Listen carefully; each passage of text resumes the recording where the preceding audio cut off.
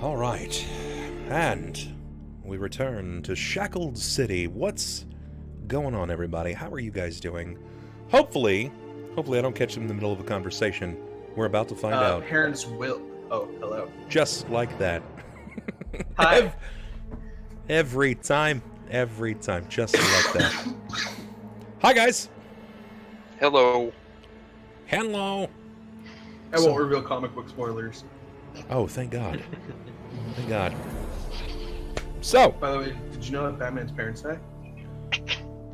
Banned. He was talking about Corey in the house manga. Fucking banned. Guys, thank you so much for all the tweets and retweets on that. Let's get that moving as fast as we possibly can. I want to see us climb into over 100 viewers again, because that was hot business. So let's do that. Again, I will have more information. I will have more information for you again soon about their characters when I remember. That's right. So never. When I remember. Well, at this rate, no. He'll just wait for us to get new characters, and then he'll put information in about those. Yeah. Or neglect to. He's still going to forget it with the new characters. No, or neglect Don't to. worry, I'm already diving headfirst into that goal. Creating a new character? Yep. Woo! Maybe this one will be perceptive. Hell yeah. Maybe this one won't die. Nah, that's not gonna happen. Oh, God. The fuck? Don't you actually have some ranks in your perception for this character? I forget. A lot. Yeah, I thought you rolled it last week, and it was like in the 20s or something like that. I rolled a perfect on every perception roll, except for the one to see if there was a cliff where I was walking, apparently. It's okay, though, because you remembered you had wings eventually. Eventually being the key word. And that Yeah. So he's got perception. He's just got no wisdom. Oz says that he got to that spot where young Bruce was walking into the alleyway and you just spoiled it for him. You rat bastard. Got like halfway down the first page, man. Hey, you gotta start somewhere, okay? It's true. I can't deny that. Alright, cats. I'm only gonna say this one time. Everybody probably knows this up to this point. Sub count. Every time we break the next 5 marks, so in this case, 4 more subs from now, you'll give them players luck rerolls. It's entirely up to you. It is entirely up to you to make this happen. If you don't want it to happen, I get it. You don't like them. They've got dumb faces, or they've said some stupid shit, or you just have it in for Klaus because he hasn't died. There's a few people like that. Quite a few of them, actually. Klaus has died several times. No, Klaus lost a body several times. Yeah, he just doesn't die permanently. Well, my bodies die. My soul. Well, that. The rabbit's body's still around, though, right? It is. No. Come to find out, Klaus is like half lich. Well, around in the sense that it's probably Circular. alive somewhere. Oh, it's alive. It's alive. It's alive, hoping that Keegan has been feeding it in a cage. Didn't it escape the Church of St. Cuthbert? Yes, it did. I figured. Yes, it did. So now there's a rabbit with a half giant inside of it. Mm-hmm. And then if I ever reverse the alpha polymorph on it, it'll be a half giant in a 15-year-old, I guess 16-year-old boy's body now. Phrasing? Yeah. That's how half giants are made, huh? Yeah, something, yeah. You don't get to phrasing me, Sniper. That's not how that works. Don't phrase me, bro. I felt a sneeze coming on for the first time in like 11 years, so I just had enough time You to mute seemed myself. prepared for it. Oh yeah. I will tell you that much. Draxus, not from the waist up and down. It's like vertical. He's like half lich on the left and then normal on the right. No. I'll say this much about the rabbit with the half giant inside. He's stacked. You know, he's just like been benching, and he loves flipping tables. It's just a really buff bunny. Like he gets around Legos. You know, he gets around kids with Lego systems or gets in dollhouses and just flips shit. Yo, if you want to know what he looks like, go look up the Vizzerdrix. If you want to look up a really buff bunny, go to Google, type in Vizzerdrix. You know, I was actually thinking of that, but not as a magic card. But that was the exact image I had in my head. It was giant, beefy, fucking skinless bunny. Bub, when would be an optimal time for me to go eat dinner now, or? Oh yeah, this is the best time. Go ahead and yeet on that. You're gonna need Go it. eat on some spaghetti. Some spaghetti.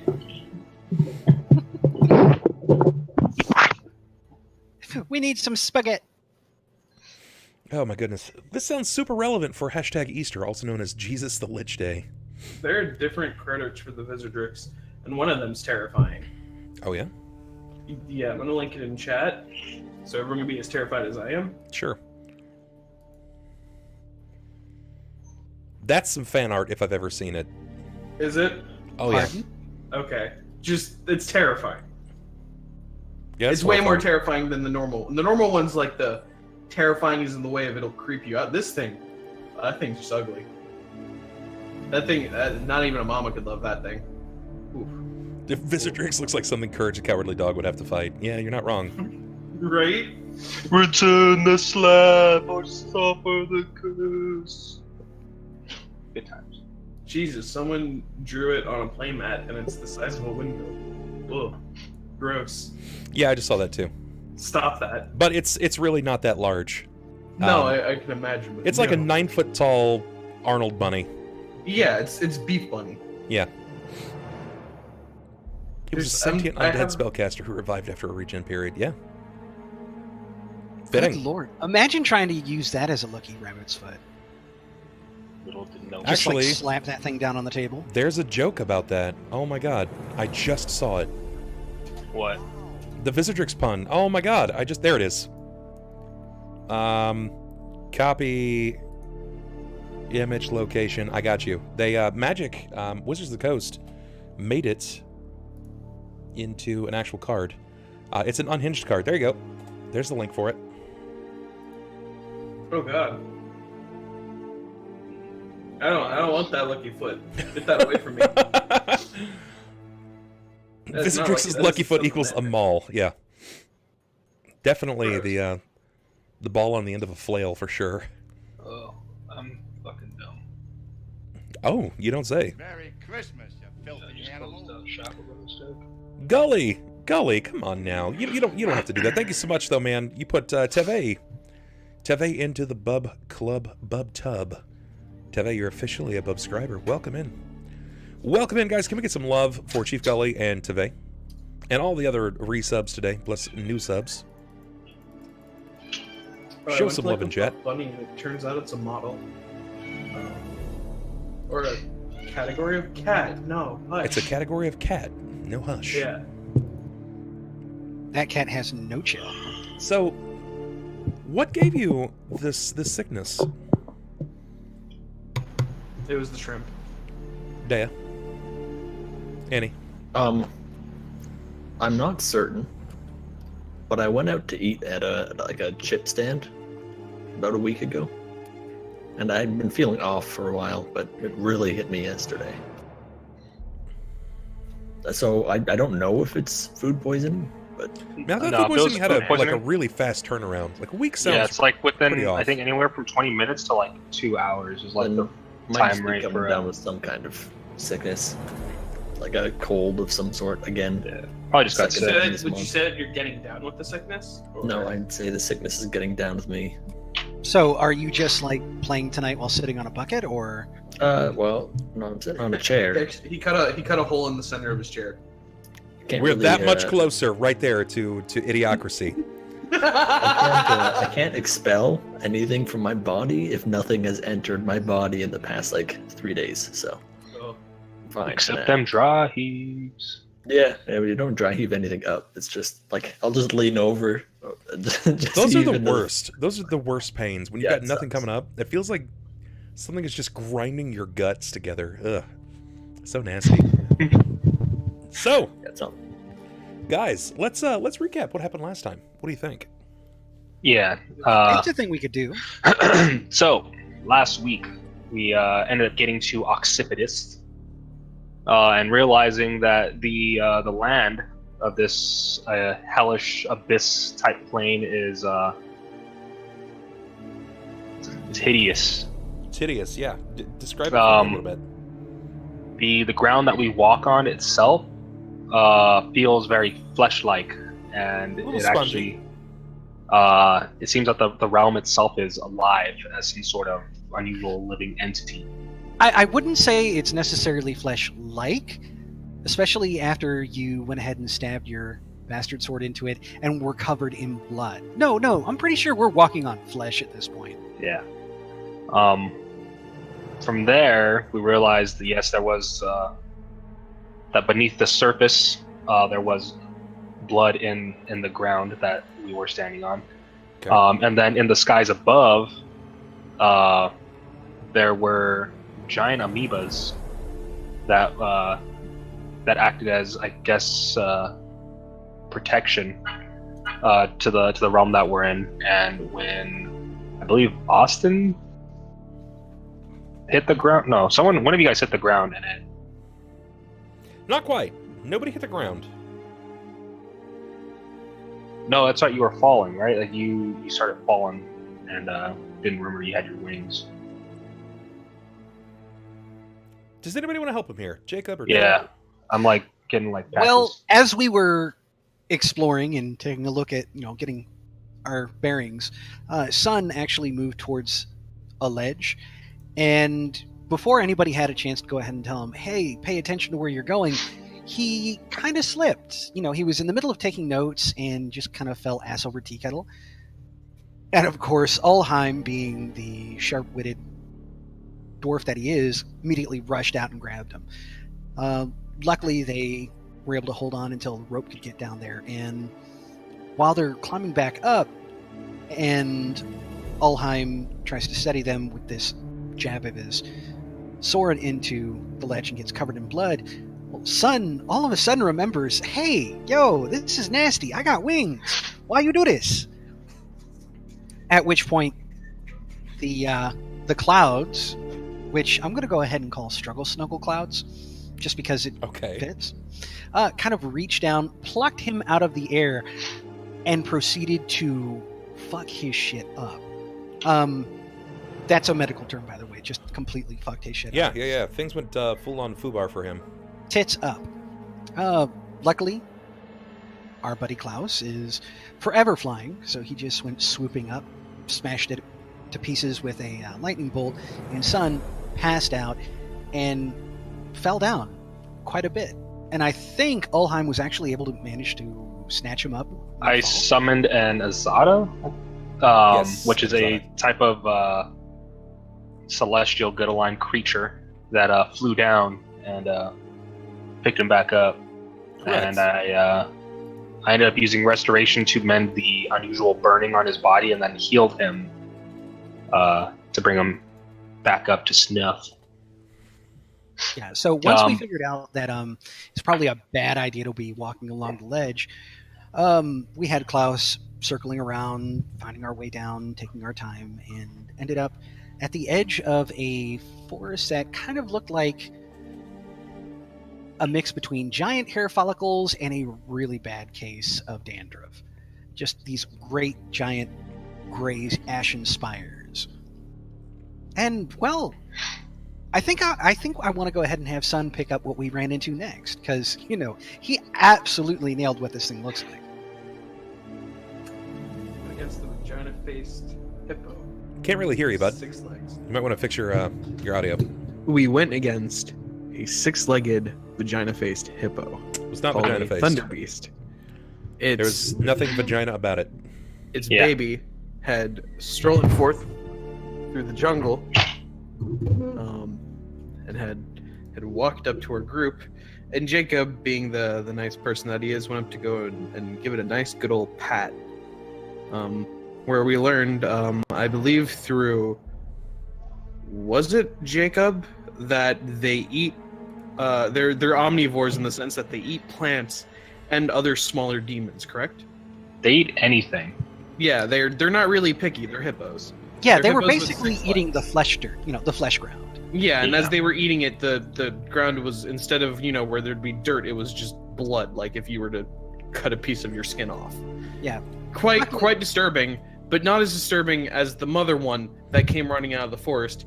That was much bigger. That was a bit more disturbing. Quite a bit bigger, yeah. Yeah, and so we ran away. We ran so far away, and we ran to another creature, and I can't remember its name. If someone else does.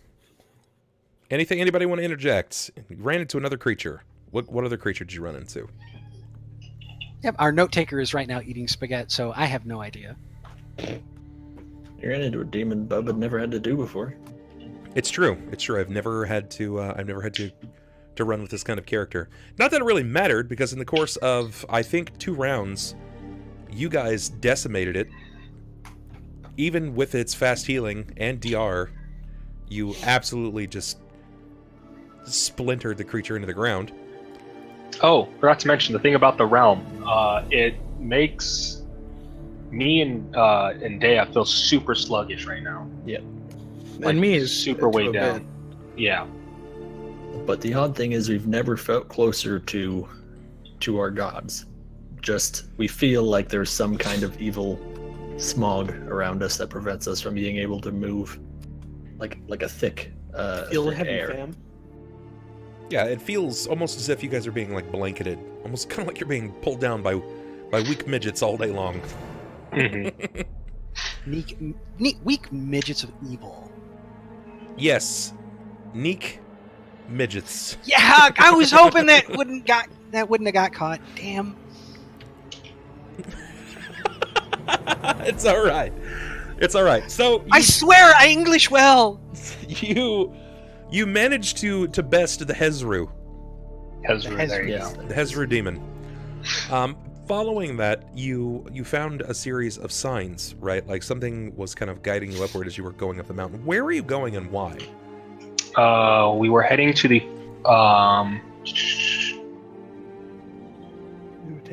Cathedral of Feathers to start the first trial of the Smoking Eye. Okay. All right. You wanted to go to the cathedral Correct. to try to do this trial, correct? Yes. And What is- when Deia looked at it with her special all-seeing alignment eye, it was like a giant aura of like darkness essentially was covering it.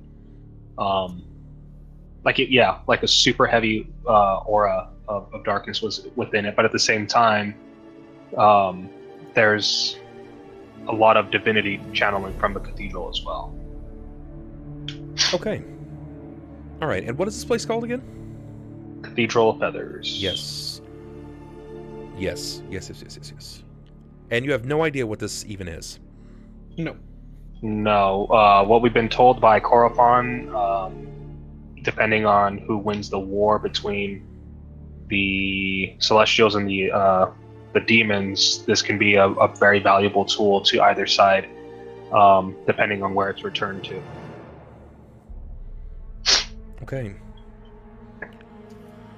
Okay, so at this point, we have finished a recap. We are good to go. We know what's happening. At this, I think we're at the point juncture where we just kind of wait on Klaus to return to us. Unless, Any go good ahead. stories? Any good stories? Yeah, any good stories to pass time? Any good old Bub, tell us a good old campfire story. All right, so this one time, these 5 guys went to hell. Oh shit. They all died. Okay. You know, I think it could use some work, but I see some potential here. We'll pitch it. We'll pitch it to Spielberg. We'll see what we can get. Not Spielberg. I'm kind of done with Spielberg. We'll Del go for Wes Toro. Anderson then. Ooh, all right. I'm on board. Let's pitch it to Del Toro. I'm cool with that. Let's go. Well, I mean, if you're going to go ahead and have 5 guys go to hell, you got to pick Del Toro, if only for the special creature. Well, effects. what about we could go with a Blumhouse and make it like a spooky horror movie. No, it's got A lot of gotta be loud artistic violins and class- thuds classy. and jump scares. That's right. Artistic and classic. All right. I need to have fishmen, and I need to know how they have sex. Yeah. Quickly. Can we We have need the to have- vagina-faced We need hippos? to have You this know, I still line haven't seen that all movie, and just knowing about that scene turns me off it. Why? I actually haven't seen it, the movie yet either, but I want to. I want to see it really bad. I'm a huge Del Toro fan. Love it. No, I love Del Toro, but the idea that I'm going to watch one of his movies and see some chick knock boots with a fish. I'm just reminded of that Kanye West joke. There's something about Del Toro that makes me think that he probably didn't actually show penetration. I know that you're thinking that you're going to see fish dicks, but that's not the case, all right? He's a little classier than that. Oh, and then you might see the thing without the eyes. Was all. Wait. Okay, so if that's the case, I don't have to wait for the home Blu-ray. I have seen the movie. It's all implied. Good. You say good, but Bub, that's the next layer of storytelling. We must go Coropon's Powers, brought to you by Goodyear Tires. Goodyear, getting you where you need to go. And what's the other? It's the sponsor. Oh, the beef jerky. Yeah. Jack Link's. No, fuck Jack Link's. It's Cattleman's Cut, a cut above the rest. When hell, nothing gets me drier faster than hell, than the fire, the depths and the fires of hell. now with their new ghost pepper jerky and hellfire jerky. Yo, everybody knew about Kevin Smith having the heart attack, right? What? No. I heard about Arnie having heart troubles, but Kevin Smith had a heart attack before one of his shows a couple of weeks back, and after he was released from the hospital, he went to his doctor, and his doctor said, "Kevin, you got to lose some weight." He said, "Doc, I just lost a ton of weight." He said, "Well, you got to lose more. You got to lose 50 pounds." He was like, "Shit. All right, okay." So he sought out Penn Jillette. If you're not familiar with who that is, that's Penn of Penn and Teller. Yeah, the taller wisecrack. The one who actually talks. Penn Jillette released the potato diet. And this diet, it sounds ridiculous, but all he ate for every meal for like upwards of a month was potatoes and potato variations. Like no salt, no butter, nothing crazy about it. Like he would add in a dash of pepper, some other wild flavors and things there, but nothing that would really like doll it up. It was just the basis of potatoes. And in 3 weeks, he's lost 30 pounds. Just eating potatoes. Oh, yeah. Yeah, the idea is that by eating the potatoes, you reset your palate, so instead of just eating all this stuff that you've constantly been addicted to, you just eat what you want to. And in this video I saw of Penn talking about it, he was just like, I just don't feel the need to go ahead and eat sweets anymore, or maybe every so often when I feel like treating myself. He's like, I'm not really feeling meat anymore. Corn is like candy. Yeah, I don't think I could ever stop feeling meat. It's a little too tasty. I really like meat. Yeah, Can someone clip that? So for is us? is it a kind of cleanse? It's a palate cleanse.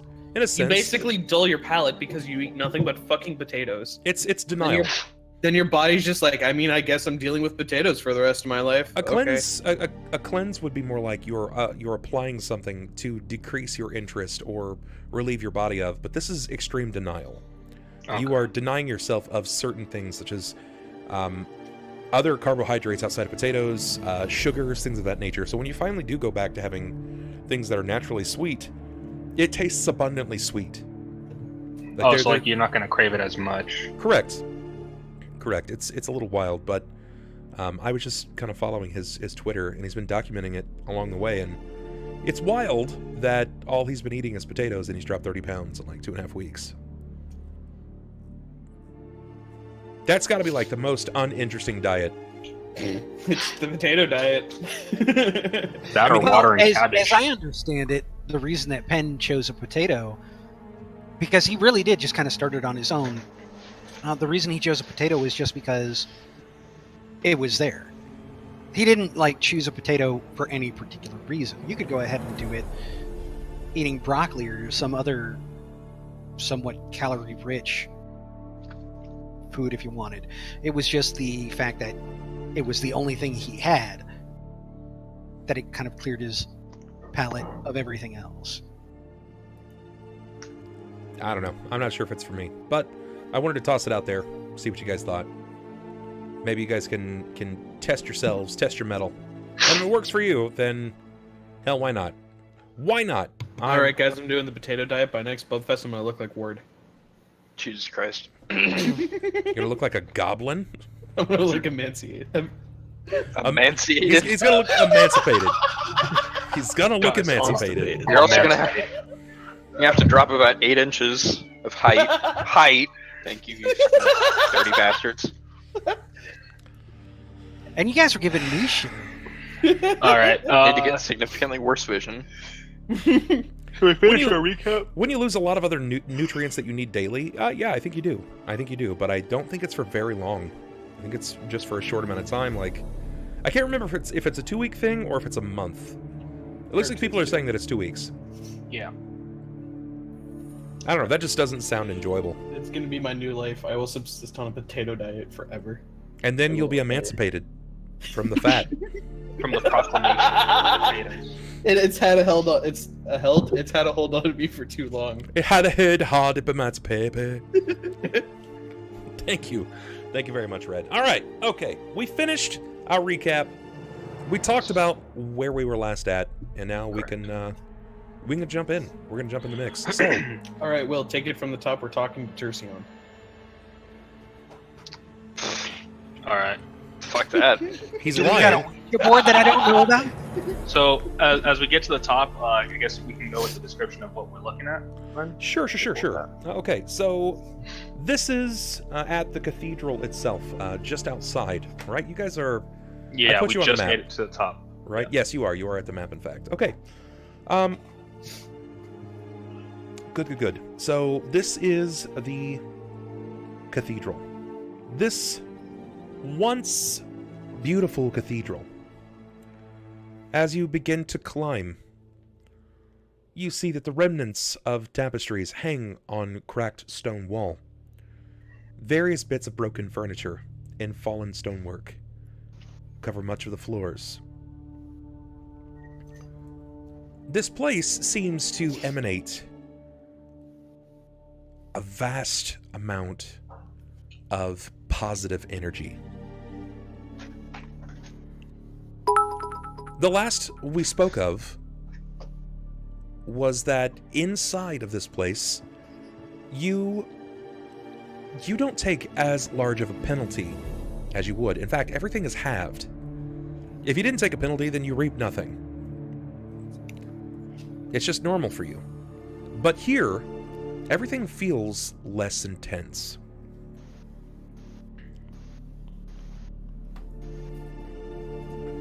Floor is yours.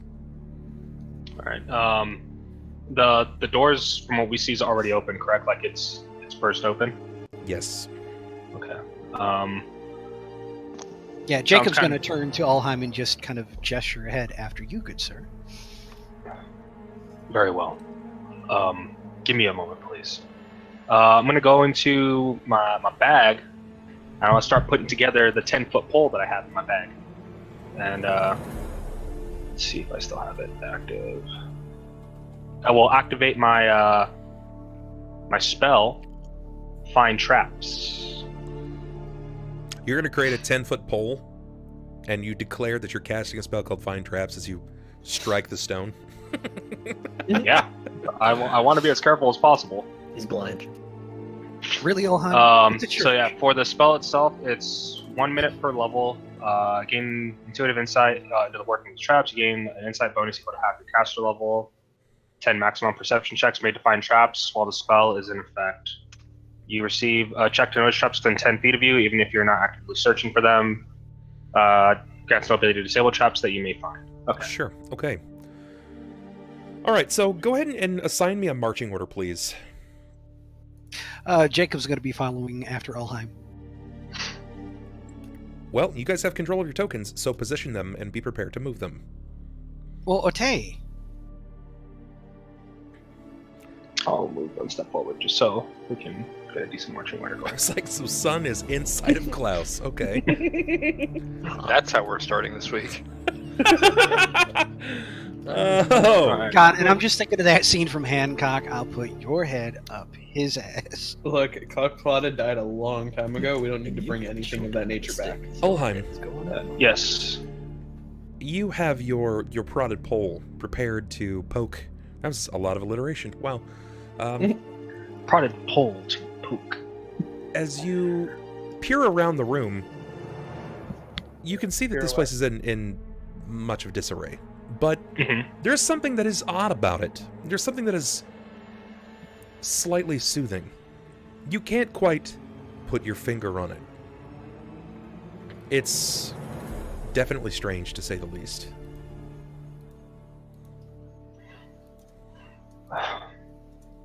Kind of getting that information from you. You see Ulhime just kind of do like a quick shake. Ooh. All right. What, did you just fart or something? No, just an unusual cold feeling, that's all. As you're saying this to him, you feel your pole stick. It adheses to a bit of stone that it's just tapped to. Okay.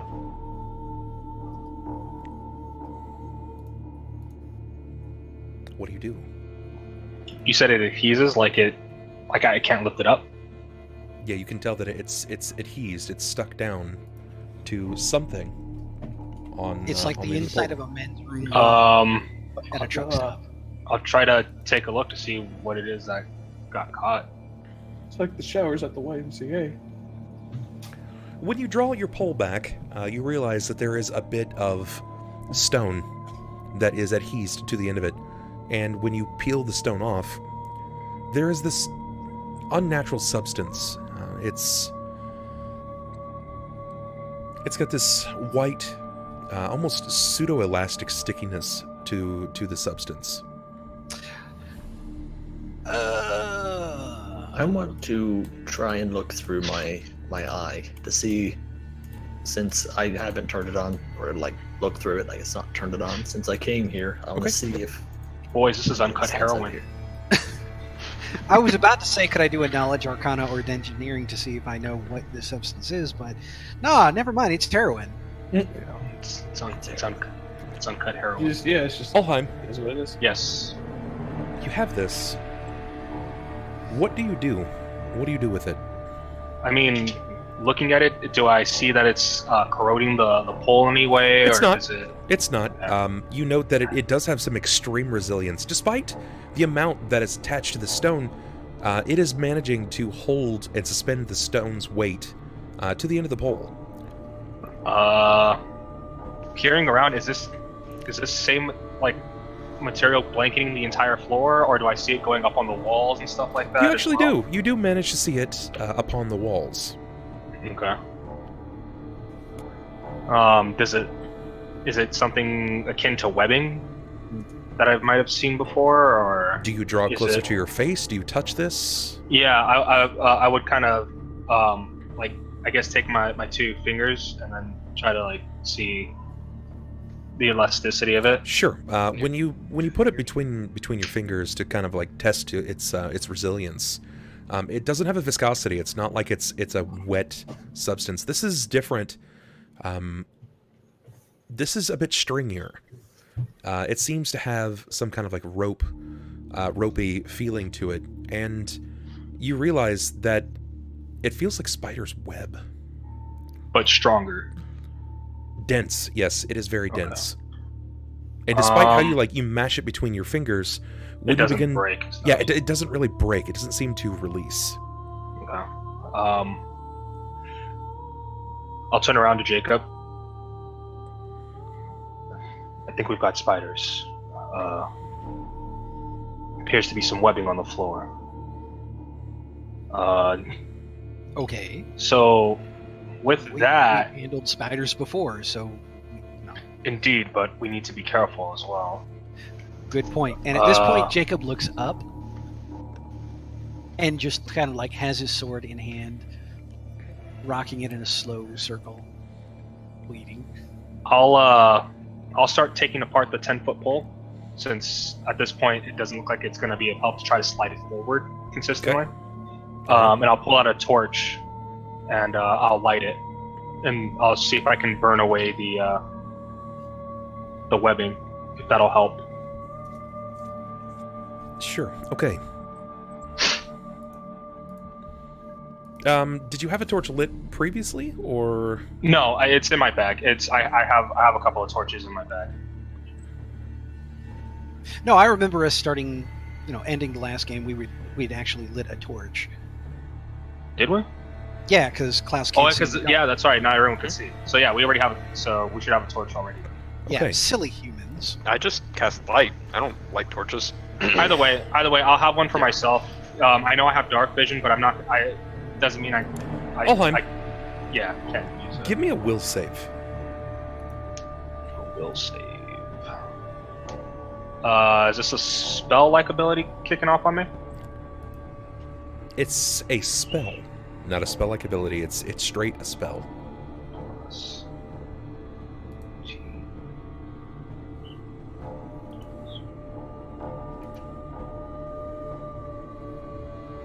$36. That's gross. That's gross. You're not my real dad.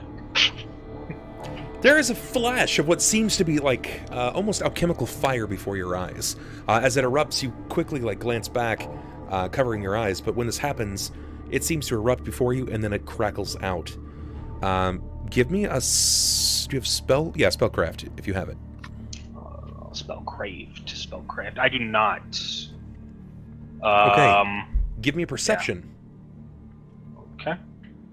And this happened right before his eyes. Is this Yes. something that the rest of us would actually be able to witness, this flash? Oh yeah, or is it's a flash of light. It definitely is some kind of flash 9. of light.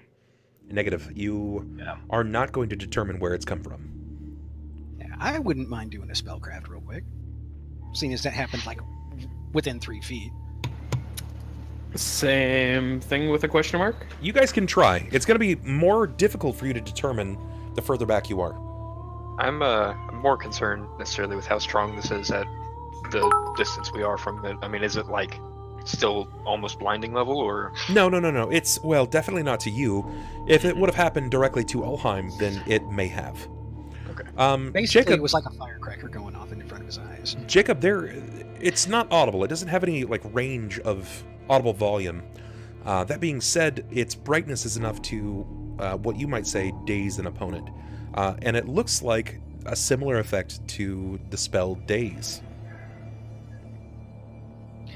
And I mean, would I know it was the spell Daze or a spell like Daze? I know clearly this is a spell. It's either a spell like Daze or it is the spell Daze. You're not sure. The problem is, you didn't hear any verbal components. You didn't see any hand movements. There was nothing that made you to think otherwise. Understood. Deia, what are you doing? I would just be waiting for these guys to move forward, and Okay. I would try and see if I can see anything evil from this place, because I know it's supposed to be a pillar of good, but Sure. for some reason it doesn't seem to be from the inside.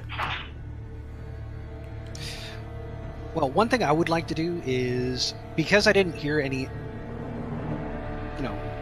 audio components, I want to actually do detect magic to see if I can sense magical traps or seals Okay. in the immediate area.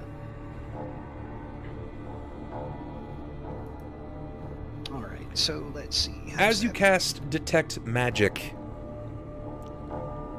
you get a sense of magic emanating from basically all around you.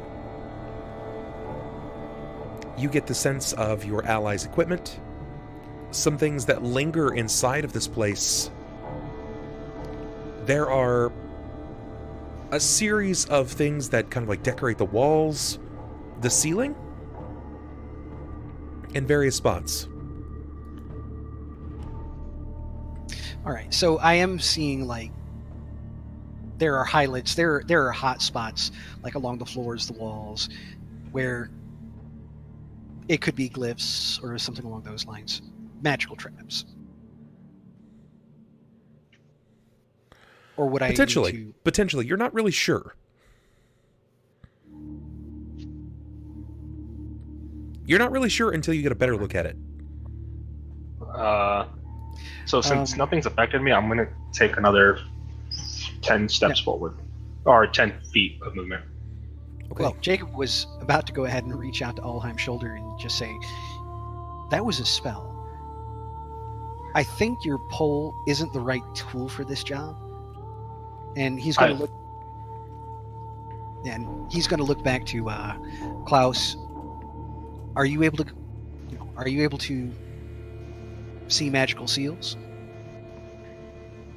To a degree, I believe. My sight's never let me down before. Well, I'll admit I have a general knowledge. I can look around and see there's definitely things here, but maybe your eyes can see a little bit better. I mean, you definitely look a little more wizened. You know what I mean?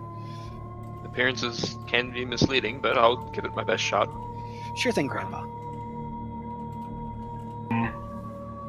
Just as he made mention of a spell being cast, I'll put my hand to my chest and I'll cast resistance on myself. It's a level 0 spell. It lasts for 1 minute. It's +1 on saving throws.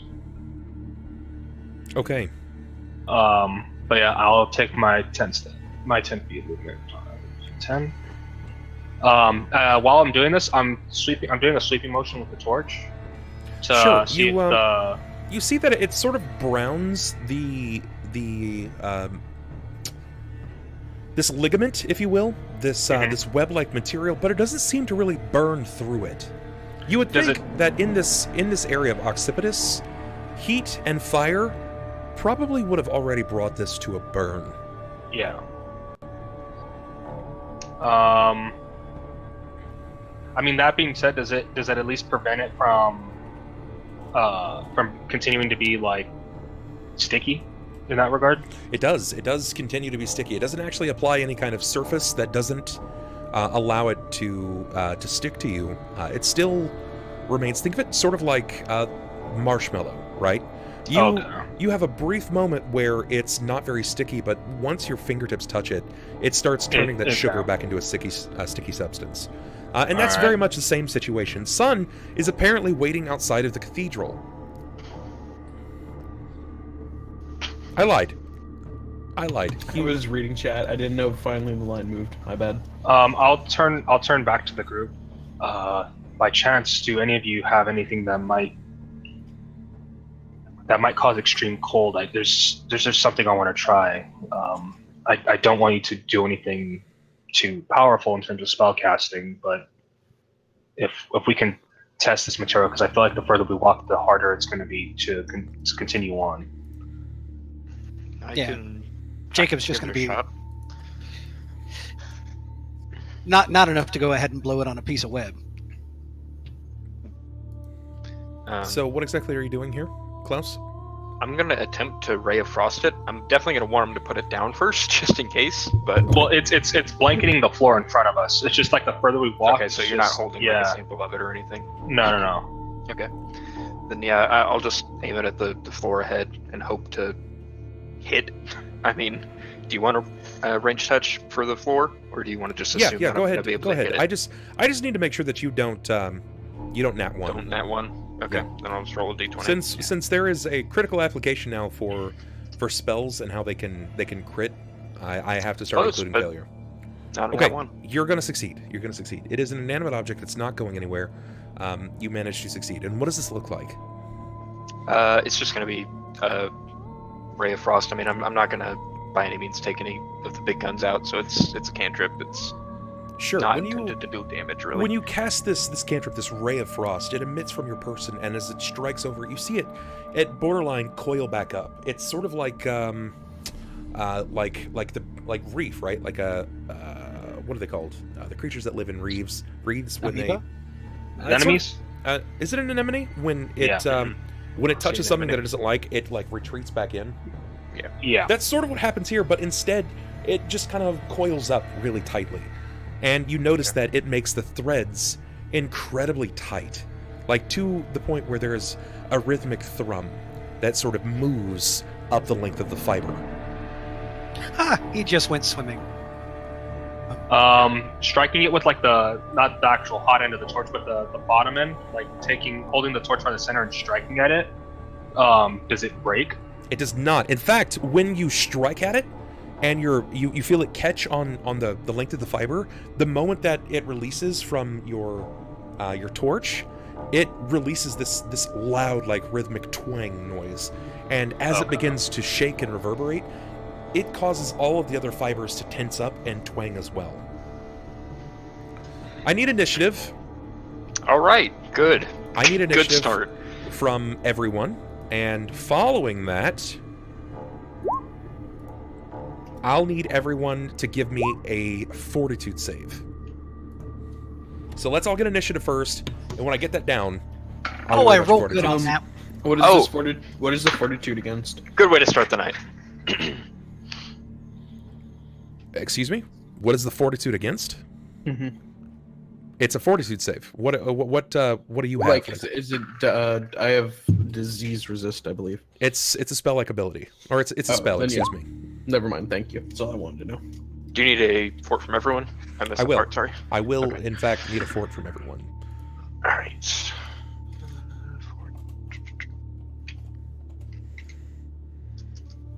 All right, mark it down, guys. That's the only 2 rolls that'll go over 10 tonight. Oh, thank God. Rolled better on the fourth than I did on initiative. Deia, what was your initiative? 23. Sorry. Thank you. Klaus, initiative. 2. Oh my God, Sunn. 13. Ulhime. 15? Remember, you guys still have the negatives. Yeah. Jakob. 23. And I got a 24. Okay. All right, so, Jakob, what was your fortitude save? 27. You take half. Deia, your fortitude save. 22. You take half. Ulhime, fortitude. 28? You take half. Sunn. 15. You take fool. Klaus. 23. You take half. I fucking hate this. I'm the only one who didn't break the requirement. Roll better next time. It's Fucking hate okay. this game. Chicks take scars. Just remember that. Okay. That's a lot. I think that's the wrong character to be telling that to, by the way. That's a lot. Okay. All right. I am going to continue to set the scene. As this continues, this perilous sense of this rhythmic fiber begins to rove up to the top, creating this hum, this very loud, audible hum inside of not only your heads, but the rest of the Cathedral of Feathers. Something begins to fall. It feels like a miasma, but instead it's sort of like ash. And then ruptures of light emerge from the ceiling. It bursts through. So I'm going to go ahead and give you guys the combat sense here. We're going to put some tunelage on.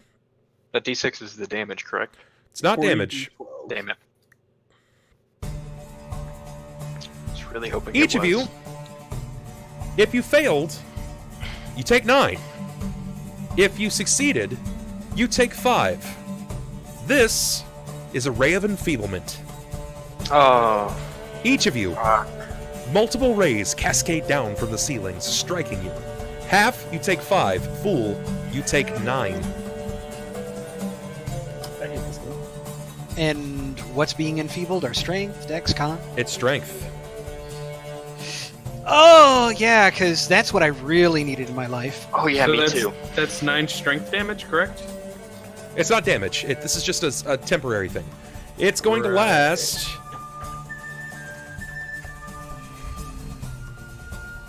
Eight rounds. It's a long-ass Well. time. Just long enough for this combat. What's Mostly. a modifier of 3? Not a lot. It's -4? I think you're right about that. And I think a 5... I'm pretty sure a 5 is a -3, so I'm going to put that down and then I'll check my work. Descending from the ceiling in rapidity. 5 driders.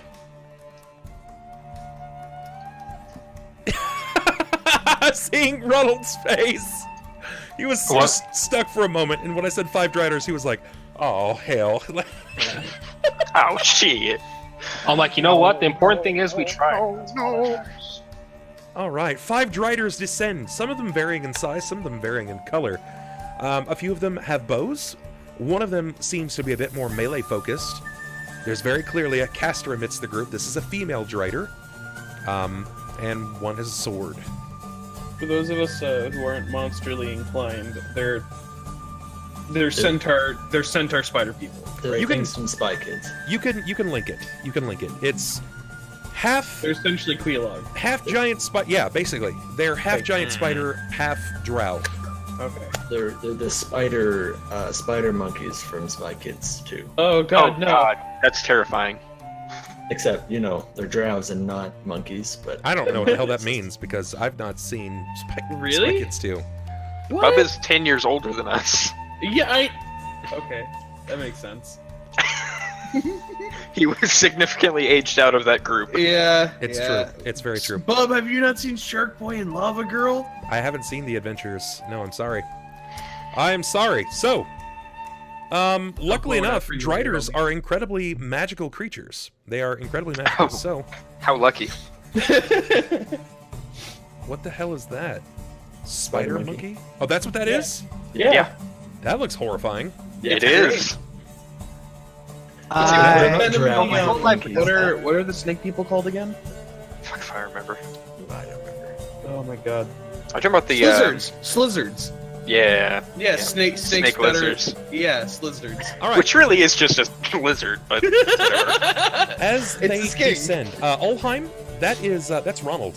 Ronald is Ulhime. Yep. Xander, I'm gonna go ahead and roll this out. As they descend from the ceiling, from their surprise round on their turn, they're just gonna magic missile you guys. Go figure. So Xander, Yeah. take 17. Jacob, take 21. Sunn, take 17. Deia, take 19. Klaus, take 16. Do I have to? You know how this works. Can Can I opt out? Yeah. You cannot, unfortunately. They have descended to an area of 10 feet from the ground. They're 30-foot vaulted ceilings. They cast a spell. 10 feet above you at this point. Jacob. So they're hanging from their butts then, right? Casually. I mean, not like a casual thing. They're certainly That's descending to generally attack how you. spiders work. Okay, so they're descending. They're not on the ground yet. Am I able to discern which one is the magic caster from my detect magic?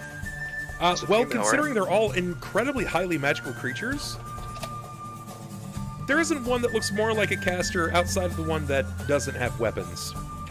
This one over here seems to have what looks to be a staff.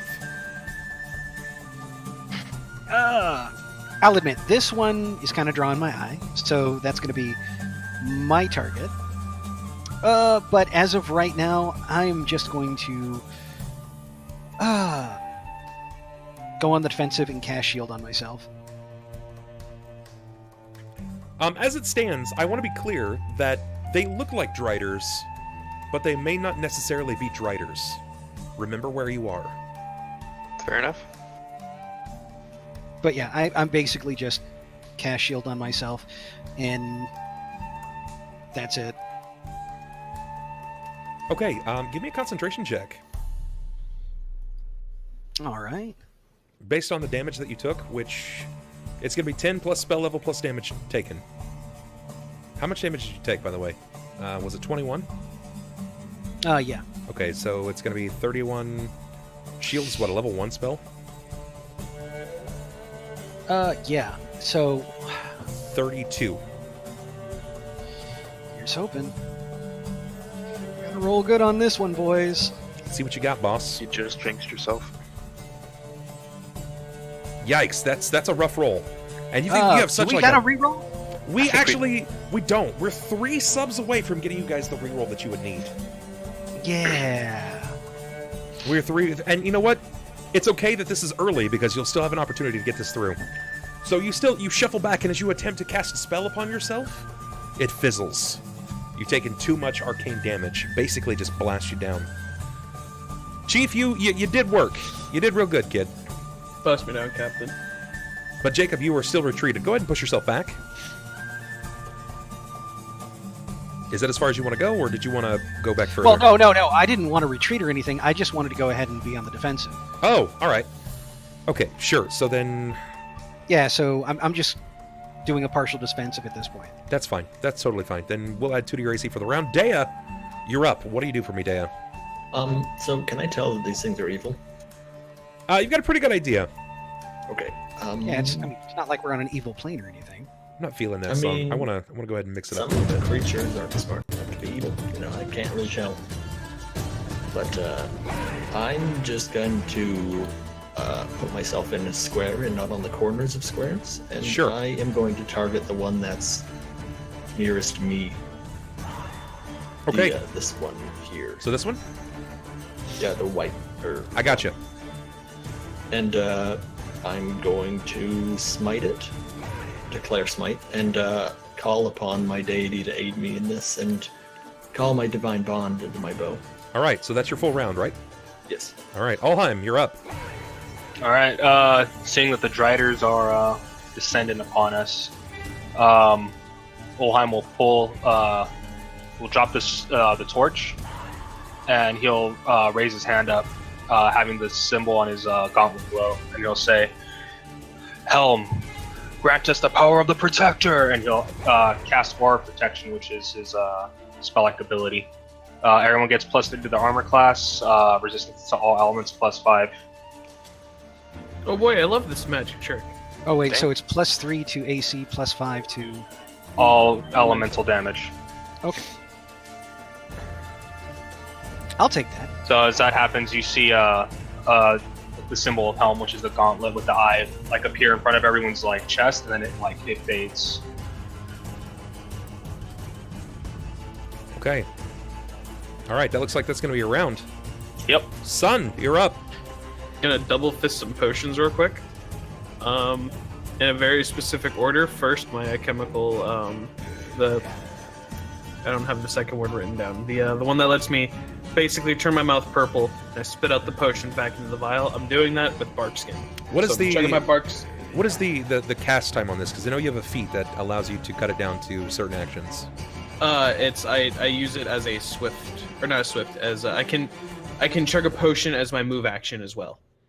So I'm using my move action to drink the first potion, using my standard action to drink the other potion. All right. So basically, it's going to retain your spell then. All right, I got you. And then I spit it back into the As a vial. swift. Yeah. All right, Klaus. It looks like So, everybody is in I'm preparation in this phase. What do you do? You know what I do. Cast magic missile. We got a pin called Slickback over here. Hit me with it, boss. No, everyone's over here fucking prepping their shit, trying to defend themselves, make sure Yeah. they don't get hurt. Oh yeah. I'm just over here screaming at spiders. So I'm gonna yell real loud. I'm actually going to I'm gonna use Alakast to focus the spell at these two Okay. dragons over here. And hope that they just go away. I don't want to deal with them. You don't want to deal with him. Is that so? It's very so. Okay, let's try this. Wait, what's the save on that? Hang on, fuck, I forget. It's shout. Yeah, it's your sonic ability. So this is gonna be Get there. touch, right? We're gonna find out. It's a cone-shaped burst, and as soon as I can actually scroll to where the fucking spell is, there it is. They get a is it a reflex out or is it a fortitude? Okay, this creature, sir. These guys have spell resistance. Oh, great. They have spell resistance. So for those of you that are watching at home, spell resistance, abbreviated often as SR, is the extraordinary ability to avoid being affected by spells. Some spells also grant this, but to affect a creature that has spell resistance, a spellcaster must make a caster level check of 1d20 plus caster level, at least equal to the creature's spell resistance. The defender's spell resistance is like an AC against magical attacks. So is it going to be, or is the negative still going to be applied for the area? It's Yes, half, right? yes, it will. It is half. It is halved, right? But Correct. I just want to make sure. Okay, well, wish me luck. 23. 23. That's good. You're gonna beat it. All right, cool. You're gonna beat their spell resistance. It's a fortitude for half. And the save that they have to meet or beat is this a 4th level spell? 17. Okay, let me see my fort. You said it's a 17? Uh-huh. It's not excellent. Yeah, they'll take half. Wait, I thought your spell only targeted 1. Am I incorrect in assuming that? Cone-shaped burst. Okay, alright, so here's the first one. He fails. Second one succeeds. So I'm going to say the one closer to the inside is going to succeed. Alright. And it's 5d6 with Yeesh. 2d6 of deafen for the one that did not succeed the fortitude. So here's damage. 18. And That's then... a casual mix of highs and lows. Yeah, it very much is. Okay, here's so- deafen for the further one. So Alright. deafen for 4 rounds. Perfect. Also, is that staff or the bow, either one, considered to be fragile? Negative. Negative they're not. Okay. Interestingly enough, so. these creatures have magical equipment. Awesome. Okay, Love it.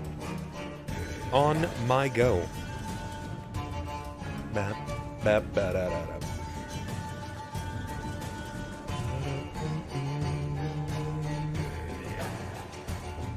Interesting. Very interesting. Okay. Teak! Teak does 9 months. Teak, we get a little sub, baby. Thank you so much, Tiki. I appreciate it. Yeah. Yeah. All right, Ulhime. Ulhime. Yo. What is your AC, sir? Since I had the 10-foot pole out, it was 2 hands. I dropped the torch, so I'm missing. Your shield? I'm missing my shield, so I'm trying to figure that out right now. Plus 3. 23. That's not great, but that's not the worst either, and this is a bit more difficult. With an almost an uneasy turn as it begins to kind of sway off of its cable, its body is lobbed with like almost some kind of a force that propels it to you. This one directly in front of you. This little guy is a medium-sized rider, which is eerie to say the least, because, well, Oh, I'm sorry. It's 26 because I have the buff on me. Sorry. yeah, and he is going to attempt to ride you. So, courtesy of this, he's going to get a couple of things that happen. So R1d20. That's gonna miss. That's gonna miss. What is your CMD? CMD is 22. Okay. Sorry, that's incorrect because I have it's 20. Nope, 19. So 16 because of the debuff, right? Yeah. Yeah, so 16. It's only -4 Okay. here, by the way. No, but I also have enfeeblement on me. He's got you. He manages to mount you. He's not attempting to like pin you down, but he's managed to land on top of you in a way that compromises some of your movement. Okay. You feel like at any time that you begin to shift and you reveal a weak spot, he could take advantage of you and he could hurt you a lot. Yeah. I Give Subs is back! Putting Rektar, somebody... Who is it? Who is I Give Subs? And Din! What the shit? Din! And Rektar, you guys are officially subscribers. Welcome in. What a nut. I need to know who that is. And over here, Klaus, what is your AC? Not high enough. We got a +3 from Ulhime, right? Yes. Yes. Okay. It is going to be a 22. Okay, the 2 that you have fired upon, they're gonna fire back. One, Figured they would. it's gonna hit. It hits. Second shot, it's gonna miss. The other takes a shot, misses. Whoops, hold on. That was a... Disregard that last one. And that one. Okay. So you're only hit by 1 arrow.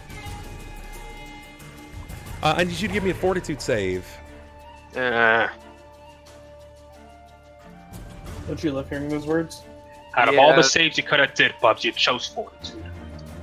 Guys, we're at Not my favorite 257 series of words. subscribers right now, meaning Oh. 3 more. 3 more. The sub count is not accurate. We're at 257. 3 more, and we get a luck reroll. Klaus, that's not very good, brother. No, it's really not.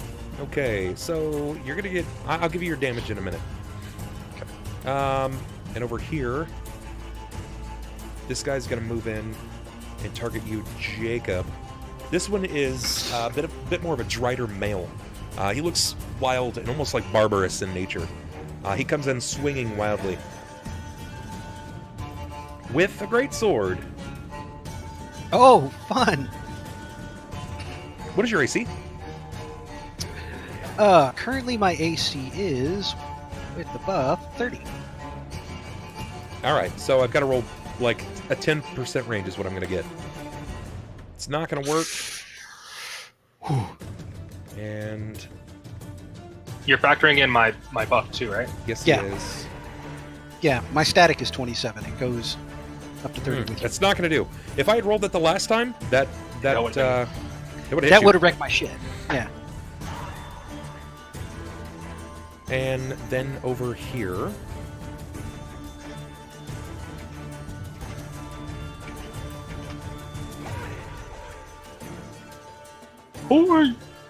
I need any. Yep.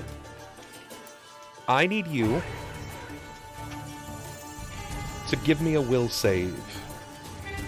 Okay.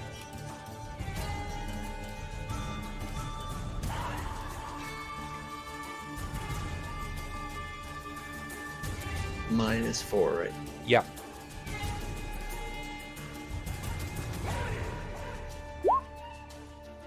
$27. Oh wow. Yeah, you're gonna beat that. You are definitely gonna beat that. This one right here has attempted to cast a spell upon you, but you managed to best it. Okay. So the only damage that kind of snuck through here was gonna be on Klaus. Klaus, not gonna be as much as you might think. Well, I'm thankful for that. You take 6, but your fortitude fails. It's all 10d10 poison. Please, Gross. To I mean, all you can't be stats. enfeebled against. Let's hope it's something else. Okay. I've got to scroll I back wonder up if real it's quick. possible to make a poison that strong. That just like auto kills. Yes. Yeah, it's a thing. Oh, okay. The blood of demons. Yeah, 'cause this is path- poured on your weapons. Okay. You are unconscious. Oh, great. For roll 2d4, please. Oh, God. This is what happens when you go all banshee on them, man. 3 rounds, not that bad. 3 minutes Oh, fuck. You really... Yeah, you're basically out of combat. for You 3 see this, minutes. Bub? This is your fault. This right here. This is because of you. Oh, I hope you're happy. oh, Jacob, my friend. Yeah, time to go ahead and pull out the big guns, I guess. All right, so first things first. Thankfully, he is like right up in my face Oh, yeah. because instead of trying to cast shield again or anything, we're going to actually do spell strike. First, as a swift, I'm going to buff my weapon. Okay. That's going to Did you have your weapon drawn? Curious. This yes. Okay. All right. I needed to know. Kind That of was just very had it swinging it out next to me. But yeah, I'm going to go ahead and buff my weapon so that it has shocking on it, and it goes up to a +4. cool. Okay. And I'm going to cast Shocking Grasp, and I am going to. So I need to know something. Yeah. Do your spells still provoke attacks of opportunity? If I don't cast them defensively, yes, which I'm about to do. Which you're about to do. But your swift action, you didn't. Still required verbal and somatic components, did it not? Yes, it did. Okay. But Yeah, now you're going to cast defensively? Is that what you're saying? Like your next spell that you're casting is cast defensively? Well, I'm not casting 2 spells. My spell that I'm about to cast, I'm going to cast defensively, so that I have to go ahead and do a concentration check. Oh, okay. That's what I need to hear. Hit me with it. Give me that concentration check. Sure. Hey, Woos, what's going on, man? Thank you so much for the host, brother. I appreciate that. Guys, can we get some love in the house? And what kind of check do I have to? Or do you have to beat in this case? Do you know your own save? 15 plus double spell level, so I needed to beat a 17. Oh, okay. All right, then you. Yeah, got my it. concentration check is high enough that my level 1 spells, I basically auto cast them. All right. Oh, right, and that's with intensified. So just over here.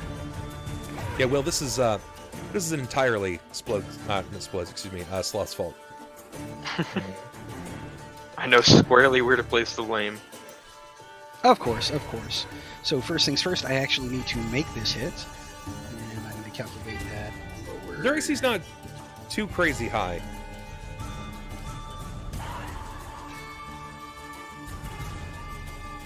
Yeah, no, I think you can hit this. 19. Not like that, you can't. Ugh. Not like that, you can't. If you had a luck roll, just saying, that's very close. But no cigar. That's not going to cut the mustard. All right, so I Doesn't still he have got my inspiration? second swing. He does not. Klaus, Deia, and Sunn do. Yeah, so now I get to go ahead and do my second swing since I have the charge. Mhm. And is also beat with negative 0, so Geek, 10 months. Oh shit! and it's a crit. Let's hope that confirms. Confirm it. All right, now do I do this at my highest base attack bonus? No, it's not your Your, highest. It's at your current. Yeah. 25. That's going to confirm. Oh right, and spell damage doubles on a crit. Okay. This is what we have the deck for. Crit hit. You got to remember that. Yeah. You are going to get your All spell right. damage off, whatever your spell damage actually is, but your primary attack damage is going to be a little different.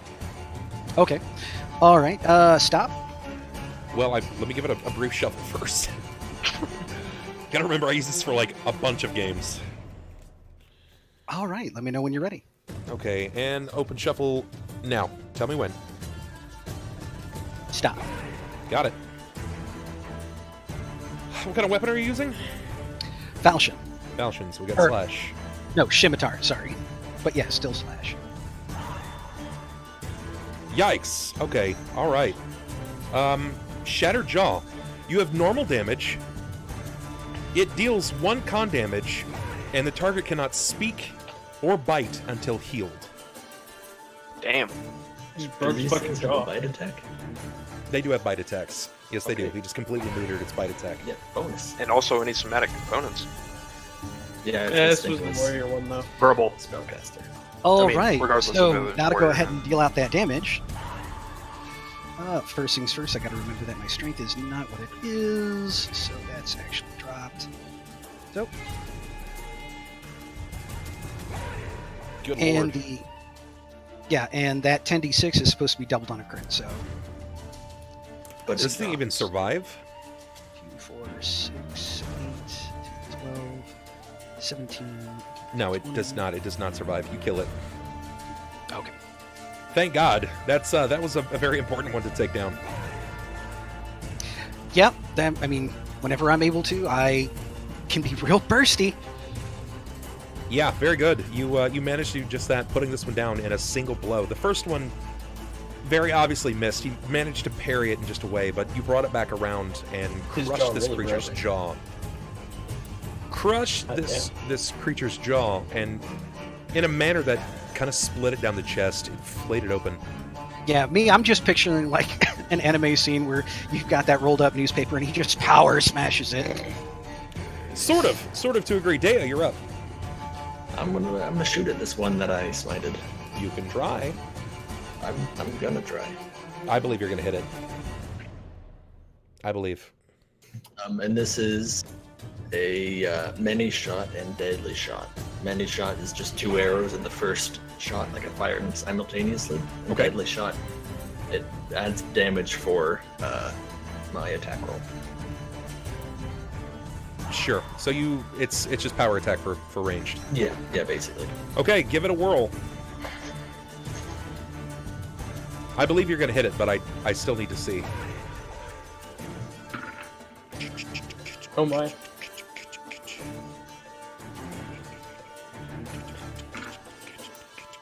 Those are my 3 attacks. You got him, boss. Okay. So even our odds on all of those right there. Yeah, he can't do this all the time, though. No. Paladins are very specific.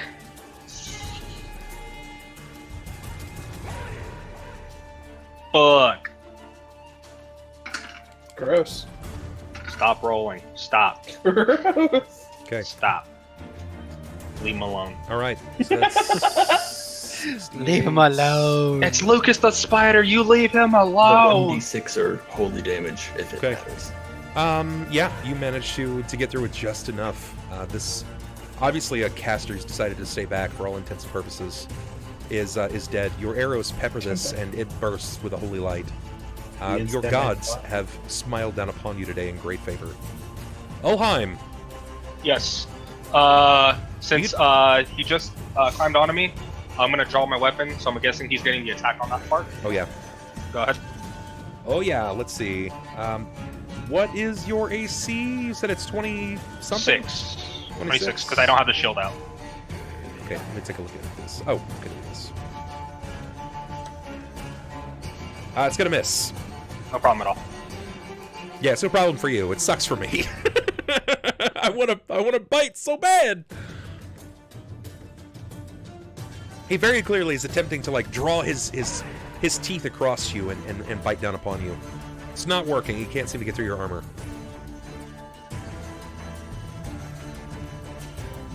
Alright, so this is as I bring the sword out, and like as he's trying to like, I guess wrestle his way to move me around, and go, "Get off me, you damn beast!" And I'm gonna strike up. Okay, it's you. You risk hitting yourself. I know, but I mean, If you'd like to, you can attempt to free him from your body.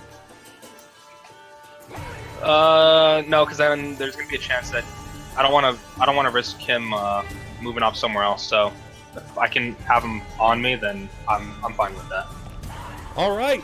Good luck, So, but you're losing a lot of momentum, especially swinging at yourself with your own weapon. I mean, like it's picture an 8-legged 8-year-old. That is like on your chest right now. I hate to say this, Ulhime. If you end up smacking yourself in the face, Jacob's never going to let you forget this. I will taunt you. Yeah, no. Even so, I mean, also like I said, it's kind of in the moment. So I mean, I wouldn't really. Sure. Okay. Call it like that, Then you know. go for it. You've got your dominant hand is your right hand. I'm assuming. Left. I'm left-handed. Okay, so you got your left hand. Make an attack. I'm gonna. 14. That's not gonna hit. Give me a 15% range you do not want. 1 to 15. Okay. Ooh, close. 18. You managed to miss not only yourself, but the creature. Okay. Do you have another attack? Yes, I do. Oh no, it was a move action to draw the weapon. Remember? Gotcha. Okay. All right. Yeah. Then Sunn. Sunn, you're up. Klaus is the one who's blacked the fuck out, right? Yeah, Klaus immediately drops before you after giving the banshee scream like, "Ow!" And then he's like, Yeah. "Ugh," and the old In man that topples to case- the ground. I'm going to place myself in between the Someone get spiders. this man life alert! I'm gonna place myself in between him and the spiders that have lit him up like a pincushion. Sure. And I'm gonna throw a bomb because fuck this one right here in particular. All right. So this is yet again it's against touch. Nice. That's good. That's really good. It's gonna hit. Boom. Okay. You manage to hit him, and as it explodes, it's sort of like. Have you ever played like the claw machines and found one that's Yeah. really loose? That as soon as it hits like that rock moment, it just starts fucking flailing everywhere. That's what's happening to this guy. Like on the end of his cable, he's just like, spoof, and it hits him. He's like, wow, just fucking like, like all over the room at this point, man. He's just flipping everywhere. His cable's doing a guitar solo to the roof right now. Basically, he's at it. That's a lot of damage though. Very good. I might be a sack of flesh right now, but I can do some things occasionally. Klaus is still down. It's my go. I'm going to attempt to shoot you on the move. As the kinetic force is sending him around the room. It's like that scene off the Goofy movie. He's just like swinging around. What's your AC? 26. That's fucking high. Wait, no, yeah, 26. Wait, is that with the 3? Yeah. And the bark skin? Yeah. It's Remember, it's 7 plus 3. only you that somehow manages to skill monkey your character up to have over 30 AC. No, I could have 30. I just didn't want to blow my shield. That'll be for the next fight. I did that in the bar fight that we had. I had a 30 AC. Yeah, that's why I was kind of confused. Yeah, I know he's got more buffs on with him than I do right now. Yeah, I just haven't used shield yet. Ulhime, I need to know Yo. what is your touch?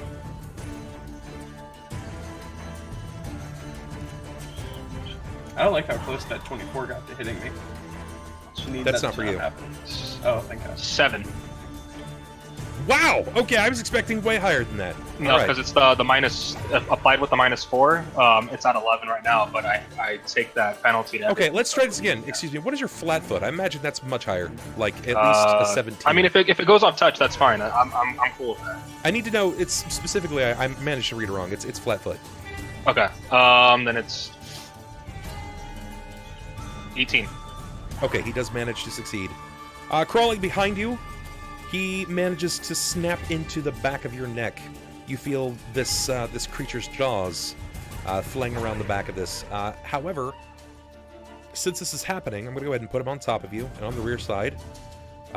You'll see that, well, technically you won't see. Your ally is now there as well. That can help. But, again, striking you, striking it, striking. It's not a lot of damage, but I will need you to give me a fortitude save. And it's poison, right? Yes, sir. You're going to take 5 max damage.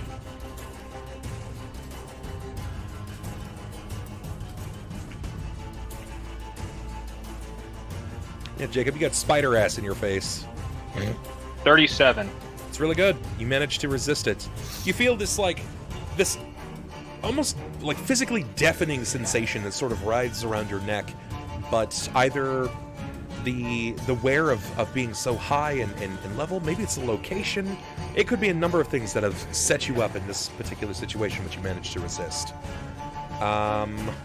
Jacob, you're up.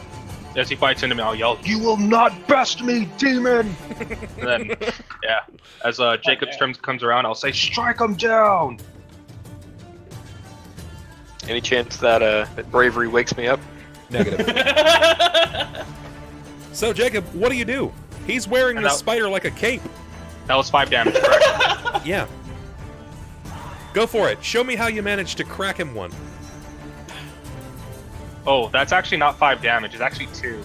I have Dwarven Plate that gives me DR3.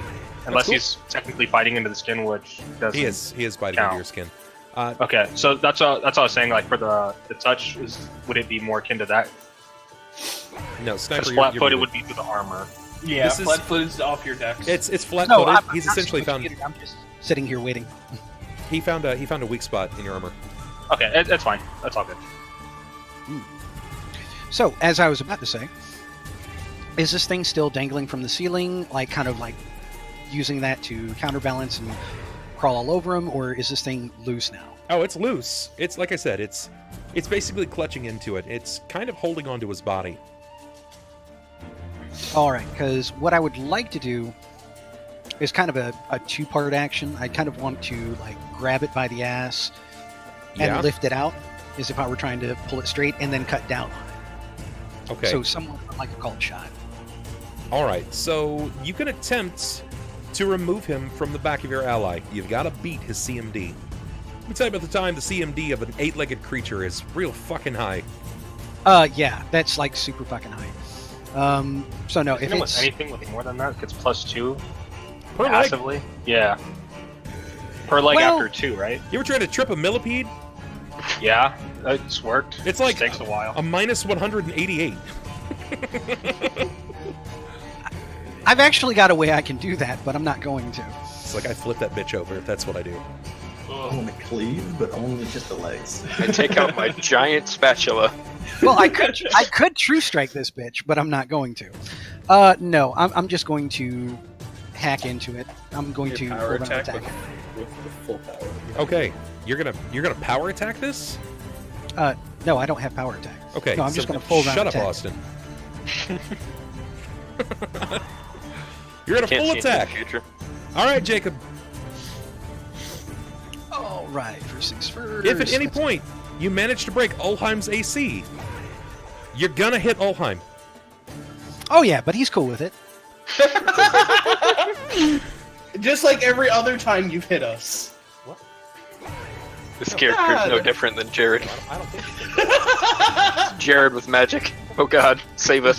So you know how every character is always Malgrim in disguise for Ronald? Every character is Yep. actually Jared in disguise. He Alright. he pulls down the zipper. Haha! You thought the doorknobs were gone. You just hear a clink fall down on the ground as he hits Ronald. One might actually crit. That one And- might crit rolls a 2. Okay, that is not going to confirm a crit, but that will beat his flat foot.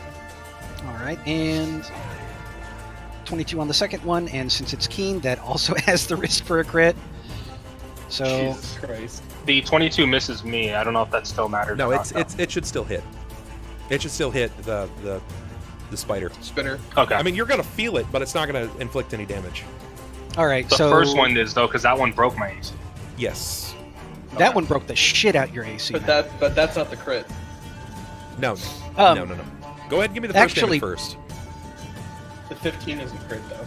All 3 after that missed. the 22 and the 21. The 22 is a crit chance. 21 was to confirm. Yeah, I got hit once. Yeah. Let's get that first bit of damage first. Cut off my knocker. Jesus Christ. 16. And I'm dead. Please don't Not- fucking not Did you kid me. say 16? Haven't you been dealing like 76 I'm plus kidding. damage in a single go? And all of a sudden you just deal Yeah, we're- 16? You don't have Yeah, Yeah, 16? man, 1d6 weapon damage. 5. Most of my damage comes from spells. This one, I'm just trying to. Slap it with a sword. I'm taking full damage on this first one, right? Yeah. Okay. Slap it with the sword, man. Well, no, your DR still counts in. I know. I already took it off. All right. Gotcha. And 13. second swing. 15. Okay. All right. And All did right, that? all Did that Did the 21 21 confirm a crit? Yes, it did. Oh, sweet. Crit So effects. overall, 46.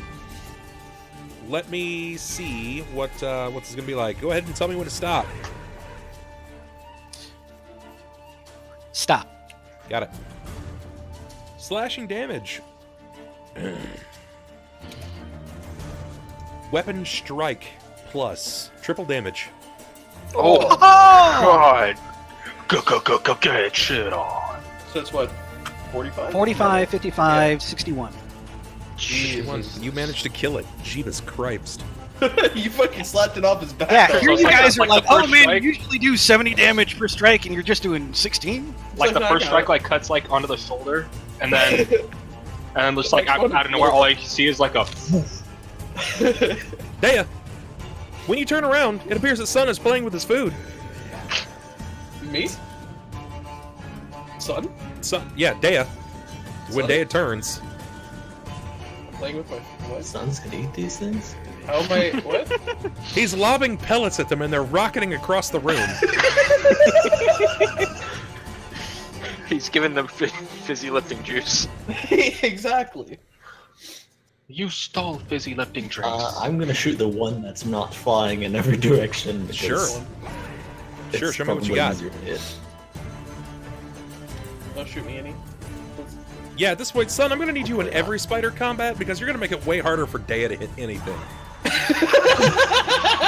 They get a +10 to dodge because they're flying across the room. Fucking flailing. They're no longer just Driders, they're actually Quicklings. The damage they took is now equivalent to their armor class bonus. Alright, take 3 shots at it.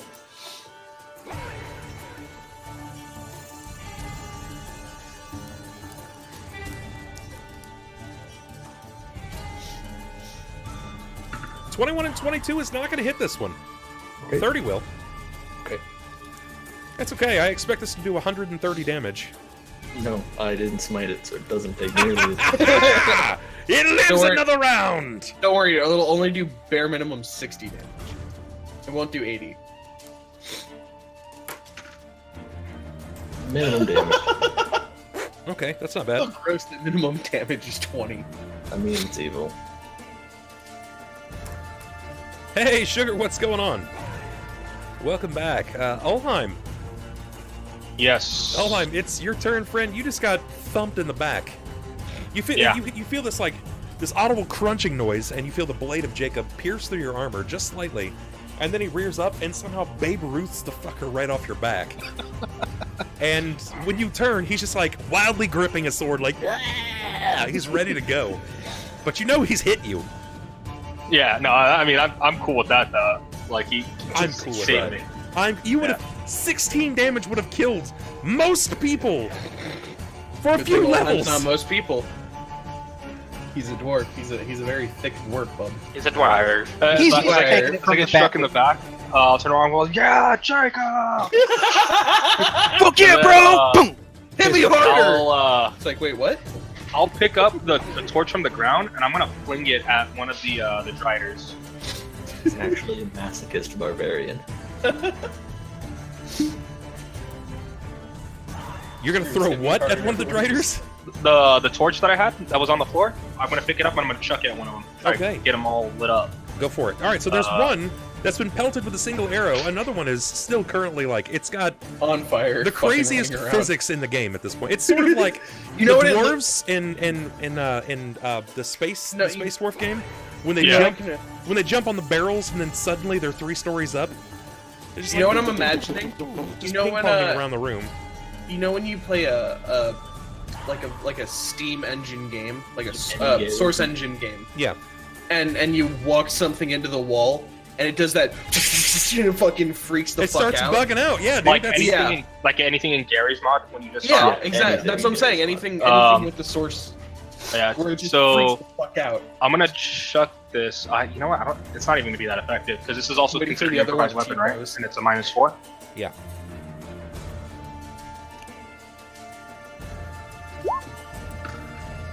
Ooh, nat 20. Oh my fucking god. That's Oh the only my way you could have God. hit this. Holy shit, the man himself. It doesn't confirm. 15. Get out of here. So is it a D2, D3? I mean, it's a torch. Well, I honestly actually- don't know. Like, It's an improvised weapon in the sense that you're gonna do a D4, but remember you're taking the huge penalties to your strength. On top of that, I mean, you shouldn't have hit this thing, Ronald. Does it take any fire damage? so it would. You will do at least 1 damage. Yeah, the minimum would be at least 1 damage. So Yeah. it does Yeah, 1 it's a- damage, it's and a then one. if it catches fire, no, because that's the whole round, right? To set it. It's not catch on. You're not gonna catch this guy on fire. Yeah. So Basically, I'll- you thunked him in the head with the. I don't Yeah, even. so This as doesn't even make he's, sense. How did you just? He's fucking Gary's modding around the room, and you managed to be like you literally Morpheus your glasses It's up the- and just be like, poof. It's, And you hit it's those Call of Duty montages where I jump up and start spinning really fast. Goo! It's like See the hit red marker pill, come up? blue pill. No, I you took know what he both. did? You know he did that. What is it? The Latino mother thing where he pulled off his fucking flip flop. Oh, you're Flip-flop, throwing and the, he just- the chancla. You just Yeah. he took off his chancla like, and just catches it, man. So yeah, it deals it deals one bludgeoning. I'm just, Just like you're not even trying to kill it. You're just setting in something. Hey, I would walk too if one of my players just Zohan the shit out of my game. That was. Ulhime just went ahead and just There's Ronald's shot right there. Just put it in the Twitch chat. Check out. Well, Bub's gone. Oh my god, not this fucking video! I love this video. Just the look on his face of what? What, guys? Why is no one clap? What?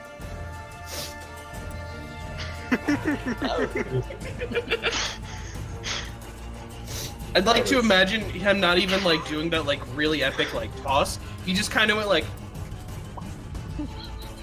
you know, like when you're just casually throwing in like a ball into a trash can. You're just like it does one of those like Deadliest Warrior like CGI things. It's like, given how he was spinning at the time, the torch actually came in at a 70-degree 360 flat on the angle, torch, thus making the impact Fire. 450 pounds per square inch. I'm literally expecting this driver to be gliding across the room unexpectedly as he's caught in the eye with this torch.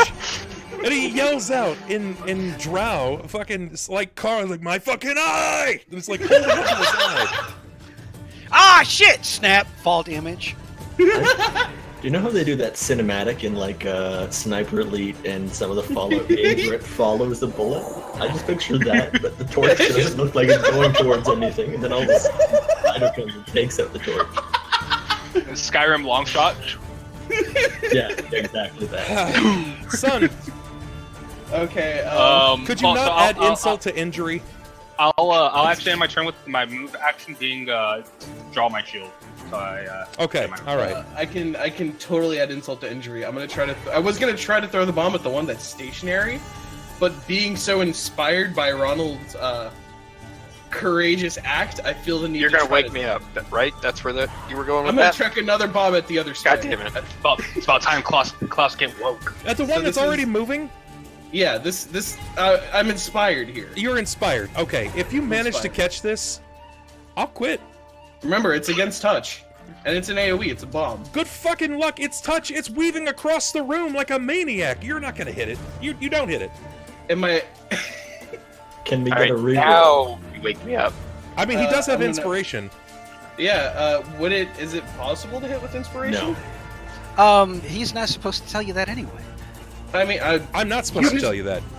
I just want to know if I get a 6, would it be possible? You don't need inspiration to wake me up. It could be. Just saying.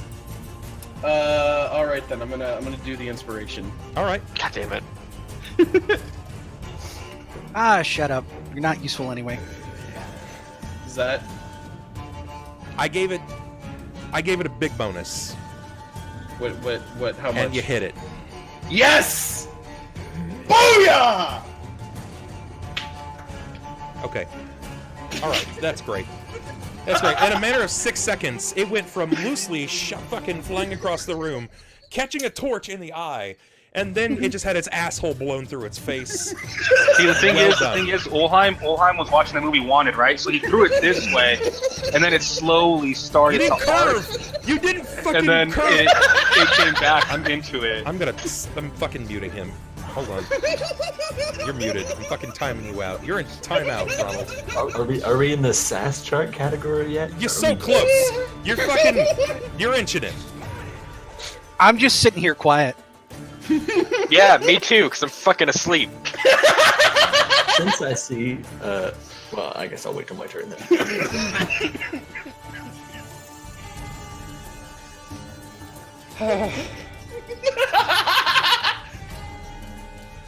Bub, you know we love you, right?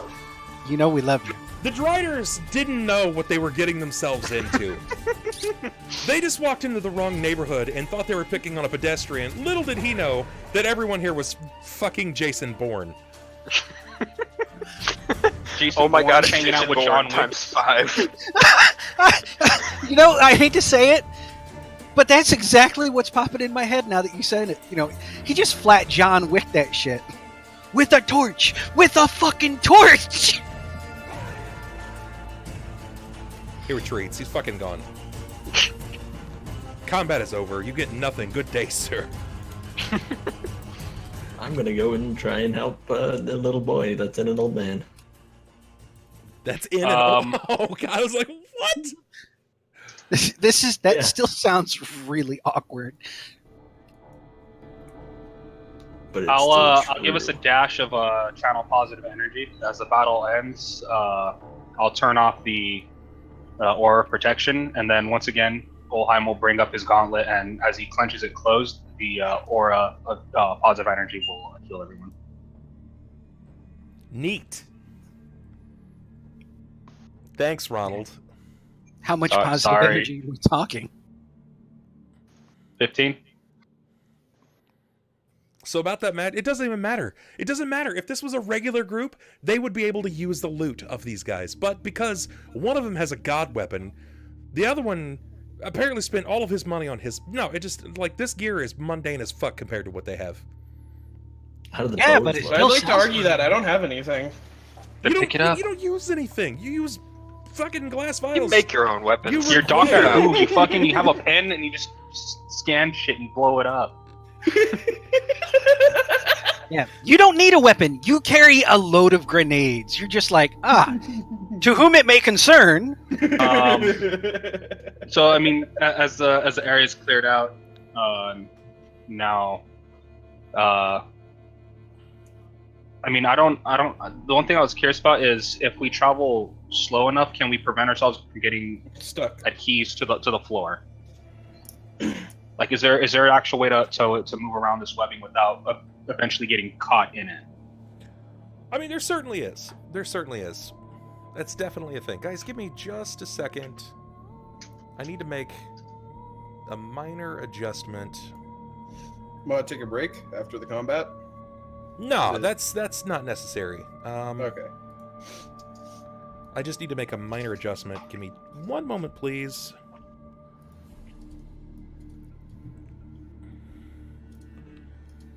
That's what I needed. Okay. Oh my god, my body was rejecting that laugh. It hurt. Oof. Cats, we're really, really close at this point to getting the next luck reroll. The players, well, they You don't mean the reroll? They don't need it, but they can We would have it. like it. It's theirs if they need it. I want to check up on Klaus to make sure he's not, Glad someone cares. or something. So, did you Look, want to I put myself Hey, in I just between- met you. For all I know, you just had a fucking coronary. Look, You stroked out. I And that put makes myself you not want to check on me? I put myself in between you and the bullet fire. I'm basically your meme. I don't get Are you that. talking about the wolf picture? Huge shield? Stupid ass fucking wolf picture? Or are you talking about the soldier kneeling Yeah. down with his arms Yeah. out? That's Yeah. exactly the one I'm talking about. Stupid. I love how he says, I'm your meme. Not what meme he's reflecting to. No, just, I am I mean- meme. There were two possible options, Yeah. and I said both of them before I got to the right one, so... Yeah. So Bubs, how many rounds had passed? 46. Probably like 4 or 5. Alright. I mean, as you guys are waiting there idly for Klaus to wake Will up, Wake up. all of the feeblement will have fallen off. Okay. Oh, thank God. That Remember, sucked. that only lasts 9 rounds. Yeah, only 9 rounds. You're right. It's Yeah. It It's- could be Wasn't it worse, 8 rounds? like It an was 9 innervation. rounds. yeah. Sorry, it was 8 Straight. rounds. It was 8 rounds. So just over a minute. Under. Yeah, I'm just thinking back to all those times Jared was stuck waiting. Yeah, just 8 rounds. Oh, fuck. Klaus, you're good to go. You will awaken to the sounds of Sunn and Deia trying to coo you back to the living world. I'm a tree. Yeah, Jacob's gonna be checking Ulhime's back, and he's gonna be like, "Man, I don't know how it did it, but man, it got really deep in that armor." I'm good, friend. No need to worry. How's the elder one? Well- I heard that. Are He's you well, not dead friend? yet. As well as I can be with the arrow sticking out of me. That being said, could somebody maybe work on getting that out? Don't look at me. I'm if I do, I'm just gonna. After a moment's hesitation, Klaus is going to mumble under his breath, "Fucking pansies," and break it himself. Push it through. Sunn's going to put away the scalpel that he was taking out of his vest. It's like, all right then. Oh wait, as he's pushing it, I want to push it back and go, wait, let me try. Meanwhile, Jacob's just in the back, just pushing it in and out real fast. Because he likes the sound. Fucking phrasing. All right. So seeing as we've dispatched of them, Made my cat yeah, I want to. that I one. guess doing what I did before, if I can, using the 10-foot pole to kind of like coil the webbing around to see if we can get clearing on the floor. Hold on. Hold on. Just a second. But hold I on. want to break the Drider's legs off and use them as high heels to walk through. There is a visible flash before your eyes. Ulhime, Yes. Deia, that feeling of something almost like leather jacketing you down, like holding your person inside. You begin to lose that. You notice that everything starts to lift over your person, right? Like everything is kind of changing. And as Feel this happens, lighter again. yeah, exactly. You do. You feel slightly lighter to a degree, and things begin to change around you. I'm going to drag you to a new level. Oh shit. Wait, just them two? No. Oh, shit. I was going to say... Things begin to change a great degree around you. It feels odd, to say the least. You appear in a realm unlike the place that you were just at. As it begins to flash before you, it reveals something very different. All of you see that the darkness of Occipitus, the flesh abound you, changes. Like in one fell flash swoop? Yes. Yeah, so it's kind of like those flashback scenes from Xena Warrior Princess or something like that. Just, wow, oh shit. Except your weapons still bleed Drider blood. Your armor still cracked. Deia, Ulhime, that sense of purpose, that holy gate that you were feeling, it has never been stronger. It's like if he's right next to me, essentially. Like Helm's like in this room. Yeah. This is... Did we make it out? Or did we complete the trial? Was it that easy? I mean, look around. Bub, can I look out the back door? You Where we can. came in from? You can. Do I see the lush green fields of Occipitus? You do not see the lush skin of Occipitus. You don't see the Valley of Cysts or the Osaic forests. You see what little arches of land seem to roam here as it drops off into a field of cloud. Turning to the group, well, I'd barter to say that we're not in Occipitus anymore. What are these? Pews. Pianos. I don't know what are what's. The Cabinets. thing to the north and south. Yeah, he's That's a talking piano. about this. Oh, okay. Well, I'll leave it over. Some ragtime jazz. So, I mean, kind of getting that sense of like everything's cool. I think I'm gonna start taking my steps forward.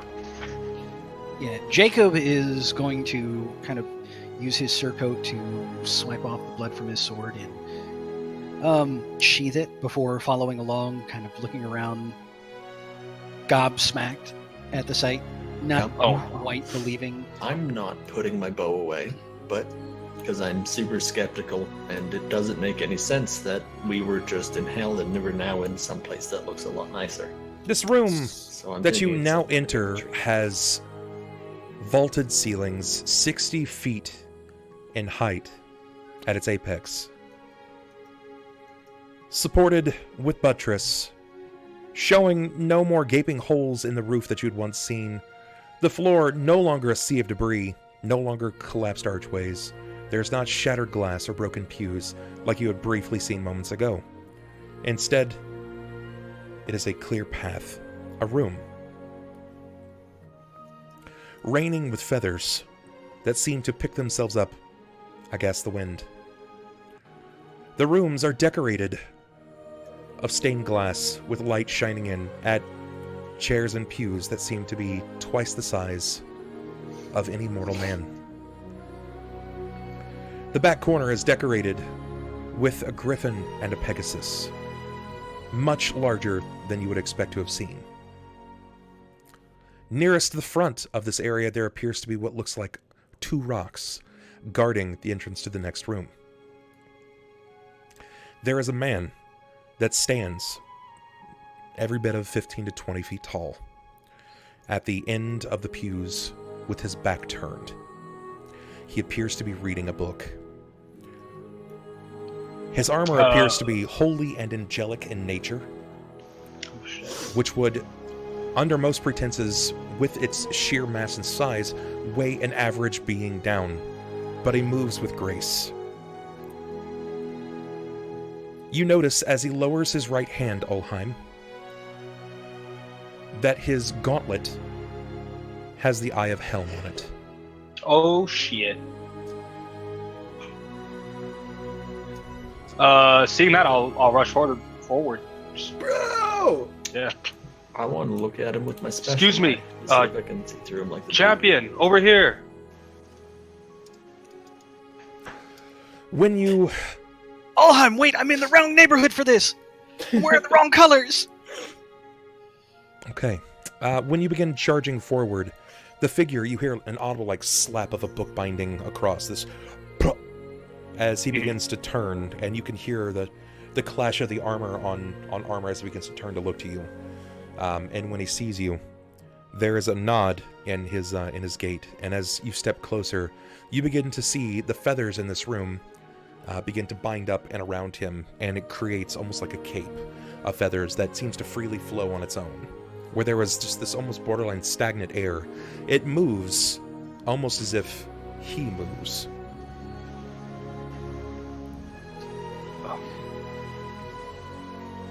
Yeah, as far as Jacob's... Go ahead. Yeah, I was about to say, as far as Jacob's concerned, we've just stepped into the land of gods and giants. He's going to hang back a little bit, feeling very awkward for the way he looks, and just kind of like drag his hood up in front of this creature, because I would imagine that he knows enough about symbolism to see the image of Helm and just be like, this is definitely not the place. No, this is somewhere I should not intrude. So oh my goodness. We just got a host from Toshnar. That's a big one. Hello, Tosh! people. That's a big one, Tosh. Guys, can we get some love in chat for Toshnar? My goodness. Wow, thank you so much, Tosh. Welcome in, Tosh Tosh brings and the crew. heat. Welcome in, Tosh and crew. Thank you so much. Or maybe it's Tasha. I think that's what it is. There it is. Yep, it's Tasha. Guys, thank you so much. I appreciate that.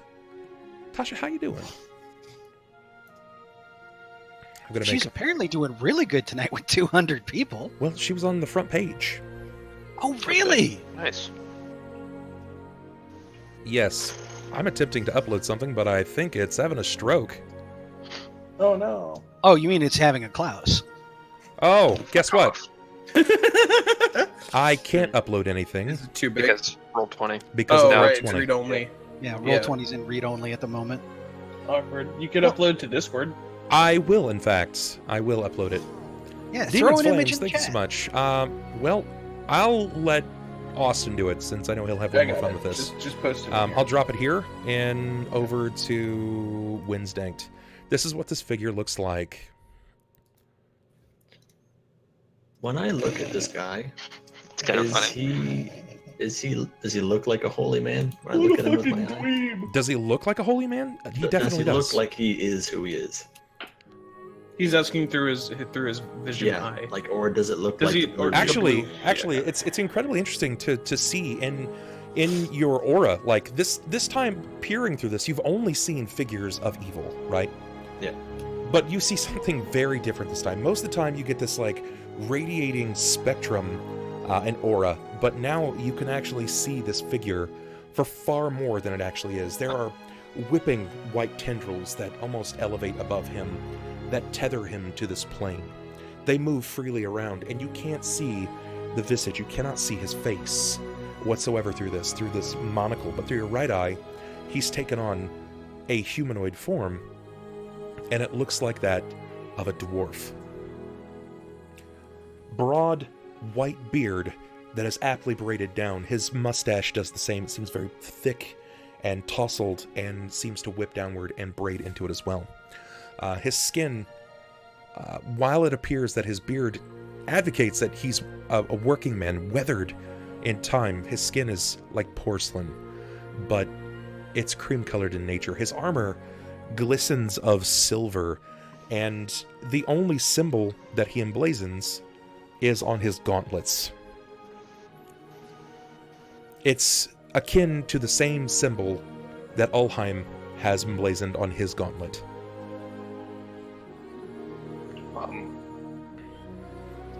Hail, champion. It's an honor to meet you. I don't know what to say. I'm at a loss for words. You're amazing to be in such a place, but I can't help but be confused. Oh, I'm sorry. Let me try this again. He puts his sword away in his shield, and he walks up and he extends his hand out for like a solid dwarven handshake.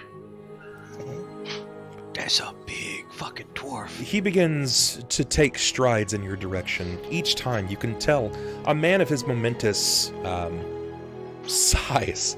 Mm-hmm. He appeared 20 feet tall, right, when he was at his furthest point away, but it seems that as he closes in on you, where his momentum doesn't really decrease, like it feels like he drags wind with him, but his figure actually decreases in size, and he matches your height now. He looks to be a medium dwarf.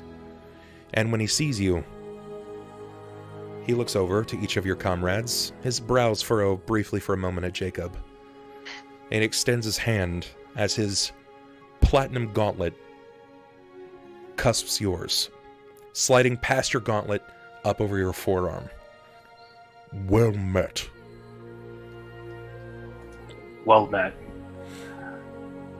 My name is Ulhime Shieldbearer. How have you come to the Cathedral of Feathers? This is a part of Celestia. How did you come about this place? Oh, we were transported to the land of Occipitus, where the cathedral is or was. But I mean, we were brought here either to some place or to some time, but this is not the cathedral that we have gazed upon. It's magnificent. It's not in ruin. Occipitus is nowhere near here. Celestia is far away from the abyss. You have no concern.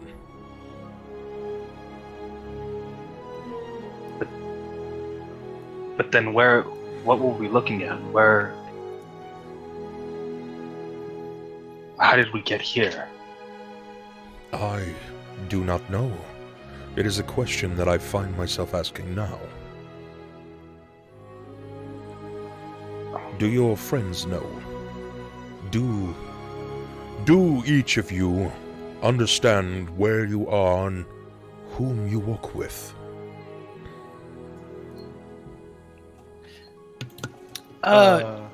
Jacob would like to go ahead and see about doing a knowledge planes. real quick? I would try and do a knowledge religion because I don't recognize this fella. Sure. The best I could say would be maybe I could. Would knowledge arcana give me anything here? No. No, then no, I don't know where the hell we are. For all I know, we're in Cloud 9.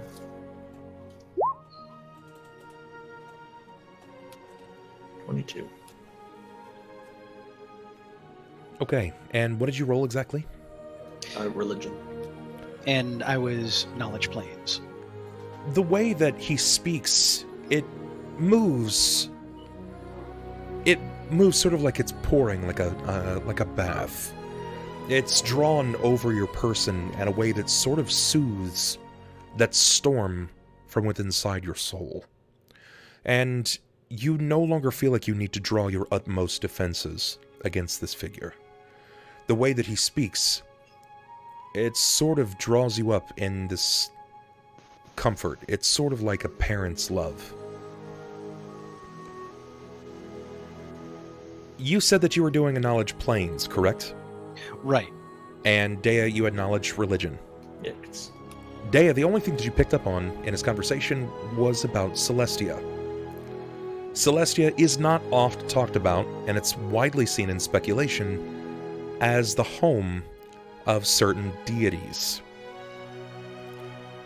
However, it was no longer discussed because Celestia was believed to have been destroyed. Clerics, regarding their thoughts on deities, has believed that Celestia has been wrought from the planes, that it's no more. But you stand here now.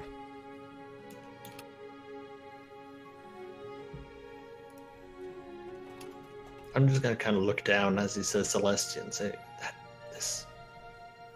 it can't be. This doesn't make any sense. Jakob. Yes, sir. You are aware of Celestia. When he says that, it sort of triggers a thought in your mind about Celestia. I mean, coming from your bloodline, you kind of have an innate experience about some of these places. It doesn't really feel as if you are anywhere near Occipitus anymore, but your knowledge planes, when spoke of regarding Celestia, you believe him. Like, you believe that you are in Celestia. It certainly feels like it. Your blood borderline boils. There's an itch under the skin that you can't quite scratch. Something about it feels far holier than thou. Yeah, this is definitely making my my bloodline bubble a little bit. This is not a comfortable place for me, but using all that knowledge, yeah, Jacob will step forward behind Ulhime and kind of rest a hand on his shoulder. Oh, I'm sorry. This is my good friend. This is Jacob Rivers. He's the one I have taken up the oath to protect. Very good. Very good. Yep. It's the only reason worth living. To defend something that you care so much about. That's the shield bearer way. Tell me, boy, where are you from? What family do you hail from? Well, that would be the shield bearer clan. I've come from Protector's Hall. That is my home. Kind of military home. You see him immediately as you finish. He kind of begins to chuckle. He's like, Is this a prank? Did Saren Ray set you up to this? Prank, champion. I don't follow. I feel as if a hoax is being strung about. As if the wool is being pulled over my eyes. And as strong as I am and as devout as I can be, I do have a sense of humor. As the gauntlet that I wear, I swear no sense of foolery. He sees your gauntlet, and then he pulls it up to witness it himself. And then he pulls his gauntlet up to match yours. Well,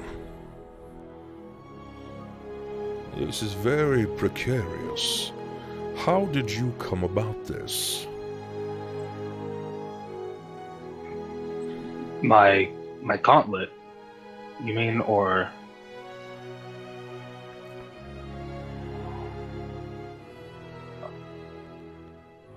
This... If you are a shield bearer, tell me now, what is the oath of the shield bearer's ways?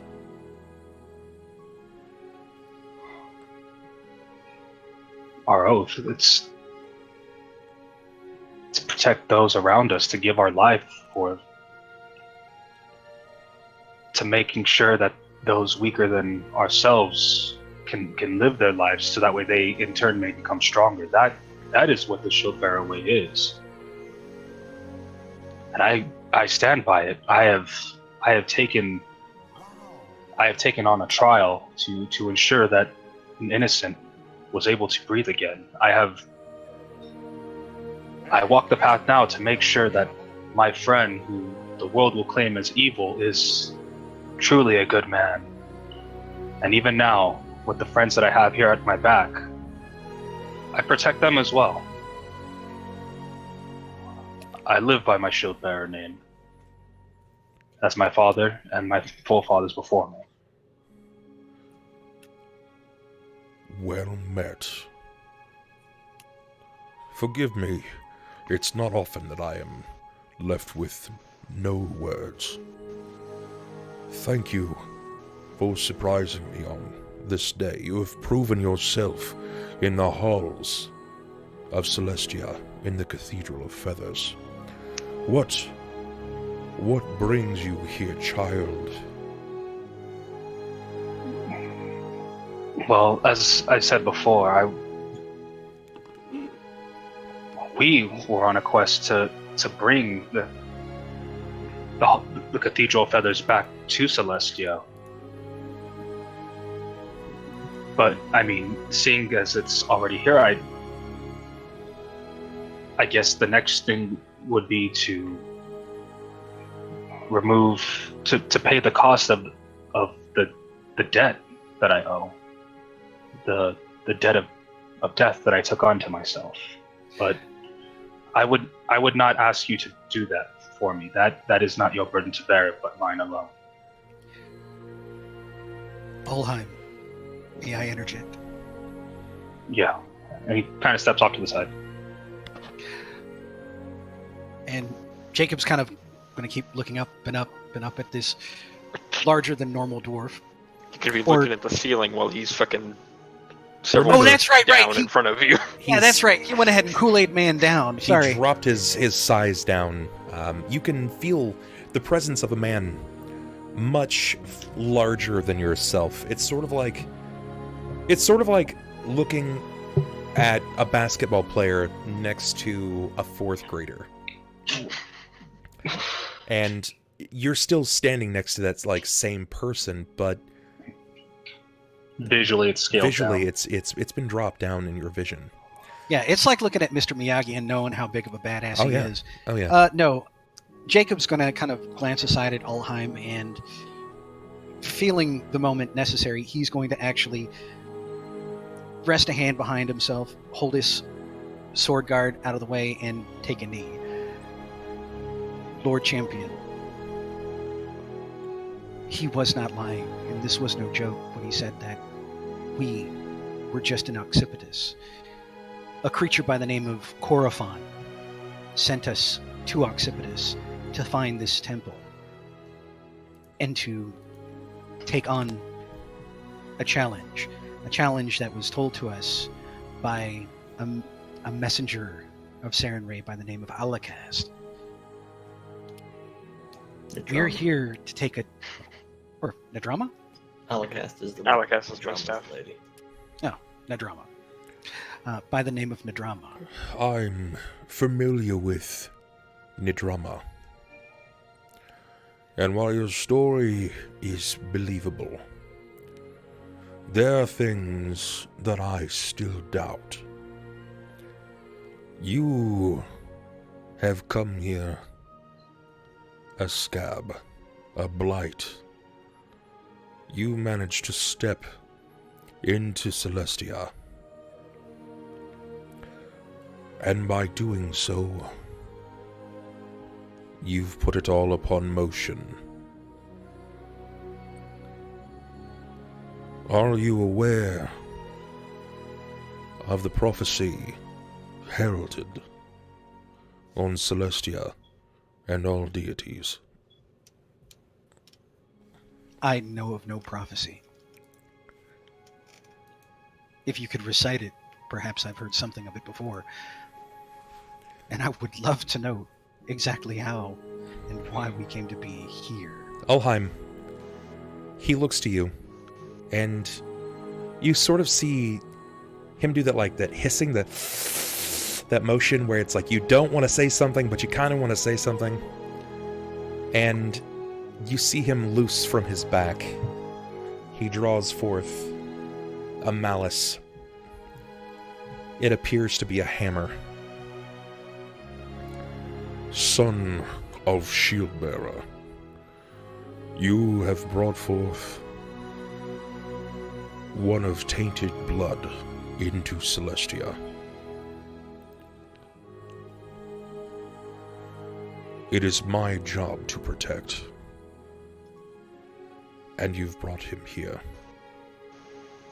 He means us no harm, though. He is a good man.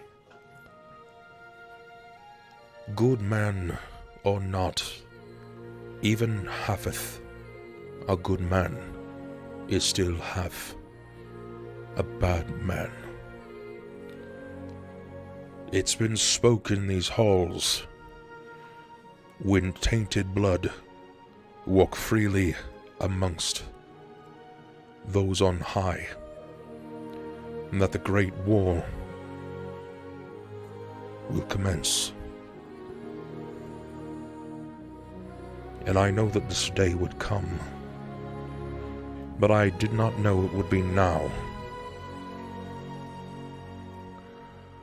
Give me a reason now. Give your father, your father's father, a reason why I should not spill his blood on the marble before you, before me. Ulhime will step in front of Jakob, and he'll put his shield up, kind of like just adjusting it upward. Because with everything that I am, and all the goodness in me, I believe that he is a good man. Tainted blood or not, he is not evil. He is not the man. He's not the evilness, the wickedness of the world below that you believe him to be. And if you should spill any blood, then let it be my own. As a guardian, a protector, it is my right to bear that burden. If you stand resolute in seeking this justice, then let it be done to me, not to my friends.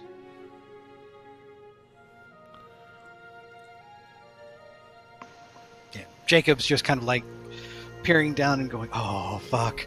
Oh fuck! Oh fuck!" Ulhime, he releases his malice, putting it back up, holstering it to his back, drawing from his belt side what looks to be some kind of small, almost letter opener to a degree, and he walks up to Jakob, grabbing his arm. Even if Jakob resists, this is a pressure unlike you've never felt before. Even if you physically resist, you feel compelled. He grabs at your hand, and he slits across your palm, and he draws a single finger over the wound itself. And as he begins to rise his hand to the air, he clenches it back into his palm, and you can see the gauntlet crush around this blood. Your wound will heal almost automatically. You see the flesh begin to flinch up, scab over, and the scab wear away to dust. It's unlike a healing that you've never seen before you. And Ulhime, he begins to recite in a tone that only you can understand, in a language that is very unclear, but you manage to pick up a good deal of it. Speaking of a time of divine purge, there was an event that has been prophesied known as the Dawn Cataclysm. And upon the day that tainted blood walk the halls of Celestia, there will be a great purge.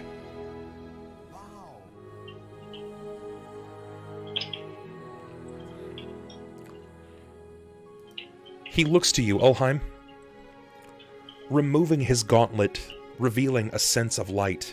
And as he reaches to you, he takes your gauntlet from his hand, or from your hand, and he swaps it with you.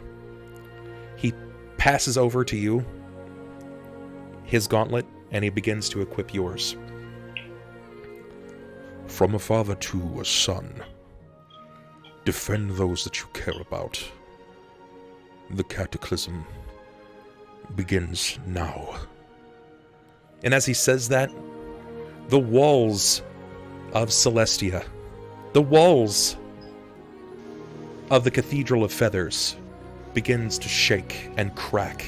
The foundation begins to split. And despite your best intentions, there are a series of red lights that begin to illuminate outside. And he just shakes his head and draws his hammer and waits for the impending attack. I will stand with you, friend. Regardless of what happens, I will be at your side. And like that, as he draws his weapon, it drops from the same beautiful and subtle tune that runs through the halls of the Celestial of Feathers to that ominous stench of barking lava. The walls continue to crack and flitter as the light begins to pour in, and you find yourselves back. You've returned.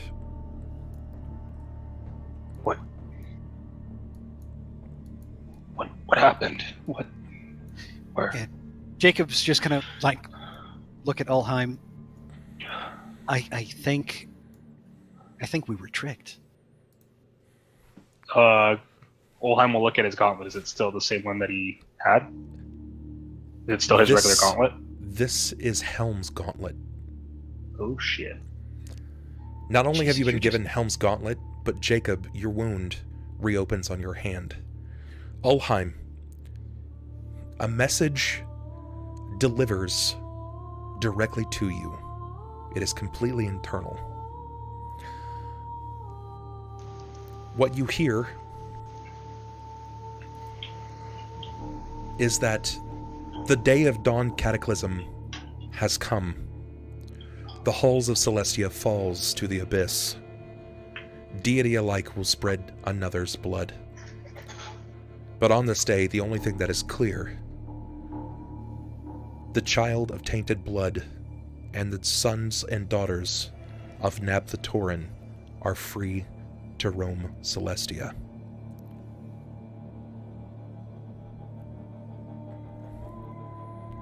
Oh shit.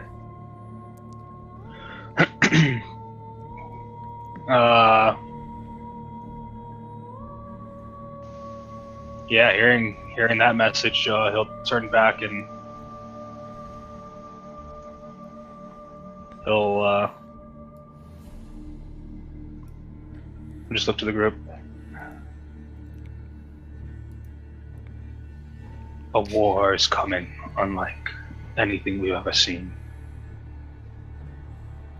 We need to be ready. Do you tell them any further about what you had heard? Yeah, I'll also relay the message to them as well. Which message? The one about the sons and daughters of Nab the Tauren roaming Celestia. Okay. And then the one about the Dawn. I mean, go ahead. Finish. I was gonna say the one about the Dawn Cataclysm. Okay. That's essentially like the Kickstarter for it, which was. Deia, give me a knowledge religion. Yeah, I was just about to say, do I know anything about the Dawn of the Cataclysm? No, doesn't. We are one away. We are literally one sub away from him finding out a bit more about the Dawn Cataclysm. I thought we hit it though. No, we didn't. We're one away. Guys, don't do this to me. Don't do this to me. Is this where we do that thing where you go on break and we try to... Can I also do knowledge religion for the Dawn Cataclysm? To see you can try. Yeah, you can try. Can I do knowledge nature? 32? See what plants the demons like to eat? 32 is good. 32 is really good. 32. Ulhime. You didn't traditionally study under or gain the tutelage of like a church. Deia did. Deia was like borderline a super soldier of the church. You have heard of the Dawn Cataclysm, and it was just reiterated here, but you don't know what it means. Like, it's there, you're like, fuck, I've heard of that, right? Like, I know what that is, but I don't know what that is. Okay. It's like reading about Y2K and not actually knowing that it has anything to smoked do way with too much weed. Hey, we got that sub. I give subs. I swear to God, I'm going to find out who you are. 16 gift subs. Well, you know what it's going to be, Bub? Kiss. Bub, you know what it's going to be? Next Bub Fest, Turbo's going to come out of the car and goes, Bub, it was me the whole time! Yo, 16 is huge, and I'm not going to downplay that, but earlier I saw that someone in Smashly's chat, since gifting subs has been out, has given 2,000 gift subs. Yeah. $10,000. It's a bot from an offshore account. That's a lot of fucking money. Sounds like a Turbo thing to do, right? Lou and Lynn, thank you so much. And I give subs. Jeshin. Guys, thank you so much. That puts us at 261. Everyone has a luck reroll. Ooh, the nat 20. My reroll. Do I have any idea? Motherfucker. Yeah. Yeah, very good. I'll give you what you need. That's I give subs, gifted a tier 1 sub to No You Won't. It's the same person. Damn you! I'm gonna kill all these people. No, you won't. I don't even know how you do that, man. But thanks. I swear, he goes through the chat and he just goes, "Okay, this one's gonna be a good pun." Or I don't know how. No, you literally just type. Yeah. No, you don't have to make an account. You just type a name in. Well, thank you so much. I give subs. That's clever. That's brilliant. Deia, yeah, of course you were. You were taught about the Dawn Cataclysm. It happened a long time ago. In fact, you know so much about it that it's weird that it would register now. Oh shit, that one. The Dawn Cataclysm. Oh, that world-ending apocalypse. The You know Dawn- now that... Shut the fuck up, Red. God damn it. The Dawn Cataclysm was more than just an attempt. It was written, it was deciphered, and basically gifted upon man as an attempt by the god Lathander to reshape the pantheon of deities more in his own image. So much so that he started a war. He started a deity that started a war between several deities and quote-unquote powerful outsiders. Basically, he basically made a rip or a tear, or he set a series of rules dictating that if something were to happen on this degree, then it starts the cataclysm, and there will be like a holy war starts. Not holy as in like what we're experiencing in lands now, but as in like literal deities versus demon threats and demon presence. And there were many demon lords that sought destruction upon Celestia. One of which, as Ulhime has dictated, was Naphtatorin. So Bub, what you're trying to say is Jacob just started a war between the gods. Gotta make a tea. Not quite, unless you're really, really old, but I think it was more implied as a metaphor. Deia, go ahead and say what you know, and I'll let you and Ulhime start talking. This isn't your fault, Jakob and Ulhime. This happened long ago. If this happened long ago, then why is it happening? Why were we told that it was happening now? I don't fully understand why this flashback of sorts happened, but I was taught about the Dawn Cataclysm at a young age. This is nothing new. Deia, I hate to argue against you, but we were there. I don't know what you saw, but my skin crawled with the celestial might of that land we were just in. This was real, and he'll even lift his palm. This is as real as it can be. Bub, can I run to the front door of the area we were in? And when I look out the main door, how similar does it look to when I looked out the door when we got to the new area? You're muted. You're muted. Sorry. It looks nothing like Celestia. Not even like the same typography, just... This is back in Occipitus. Okay. 13? Ulhime, you're not so sure about what was told to you. Helm has been very direct. He's not one to speak in riddles. Mm-hmm. He was, despite him saying that he had a sense of humor, he was never to have been known amongst religious texts as being an individual that was humorous. Yeah. He was devout. He was derelict, sincere, and very good at destruction. And he sought about making sure that his job was finished right. Yeah. and completed correctly. When he said that the sons and daughters, that the Dawn Cataclysm would start because of the sons and daughters of Nathatoran raging war on the realm, you have to question that.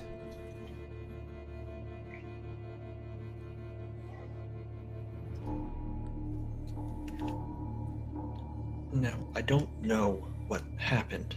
I don't fully understand, and I can't say I can even fathom what happened, but I know what the past is, and I know what I've been taught my entire life, and I know that is that the Cataclysm is long past, and the deities have sought war upon themselves, allowing a terror in Celestia by one. That doesn't mean that it can't happen again. It does if Celestia is destroyed. Helm said himself that the sons and daughters of Nathatoran That's not the to ones say to that, wage war. That's not to say that we didn't just step back to that period, that time. We're crossing planes, gentlemen. Bub, would Knowledge Arcana help in trying to recognize to see if it was a spell that made us into our hazy fog, or was it divine? Knowledge Arcana would not give you anything based off of what happened. Spellcraft? No, right? That's a stretch, but you could try. You just need something to focus on, so give me something to focus on, and I'll let you have a roll at it. Specifically that like almost flashback-esque feeling, to know if there's any kind of spell that would do something at least similar to that. So that's not how I do that. That's how I do that.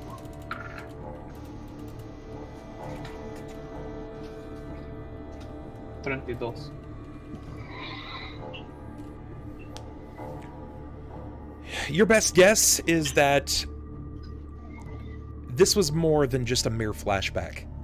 Mm-hmm. This wasn't some kind of spell or vision or illusion that appeared before you. You definitely moved forward, and when you reappeared on the plane of Occipitus, you've actually been shifted forward, and as you guys are talking, there are sounds of movement from up ahead.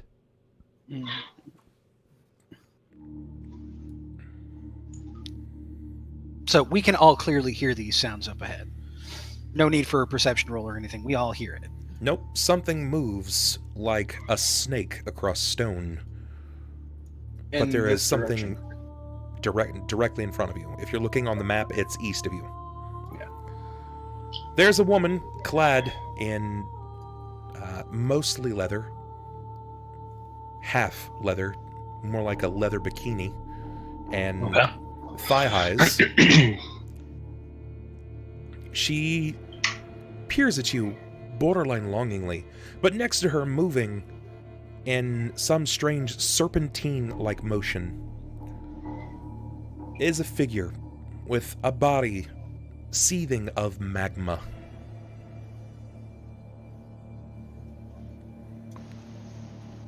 While it lacks legs, it does appear to have two appendages.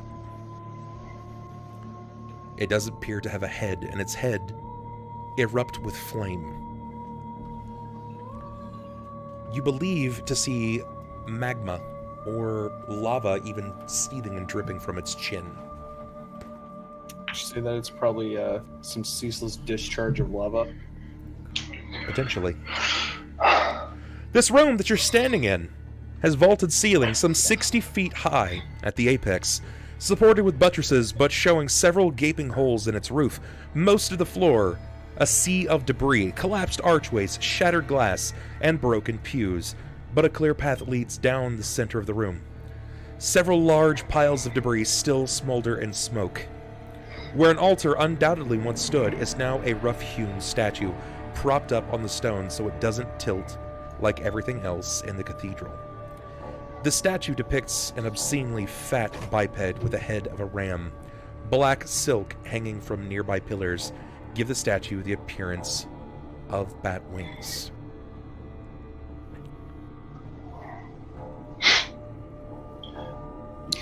Oh. Ulhime, I don't think they're friendly.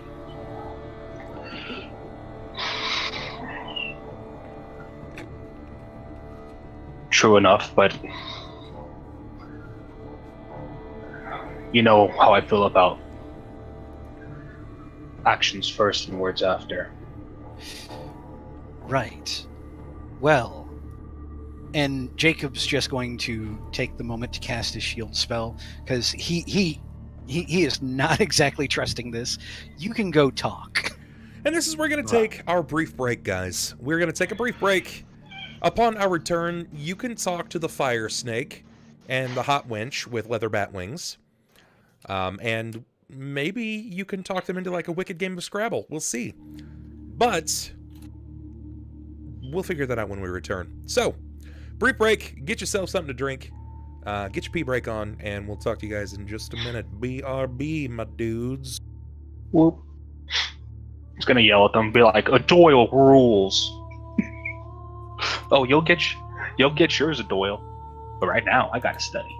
She looks like she's got a mouth strong enough to pull in a bus.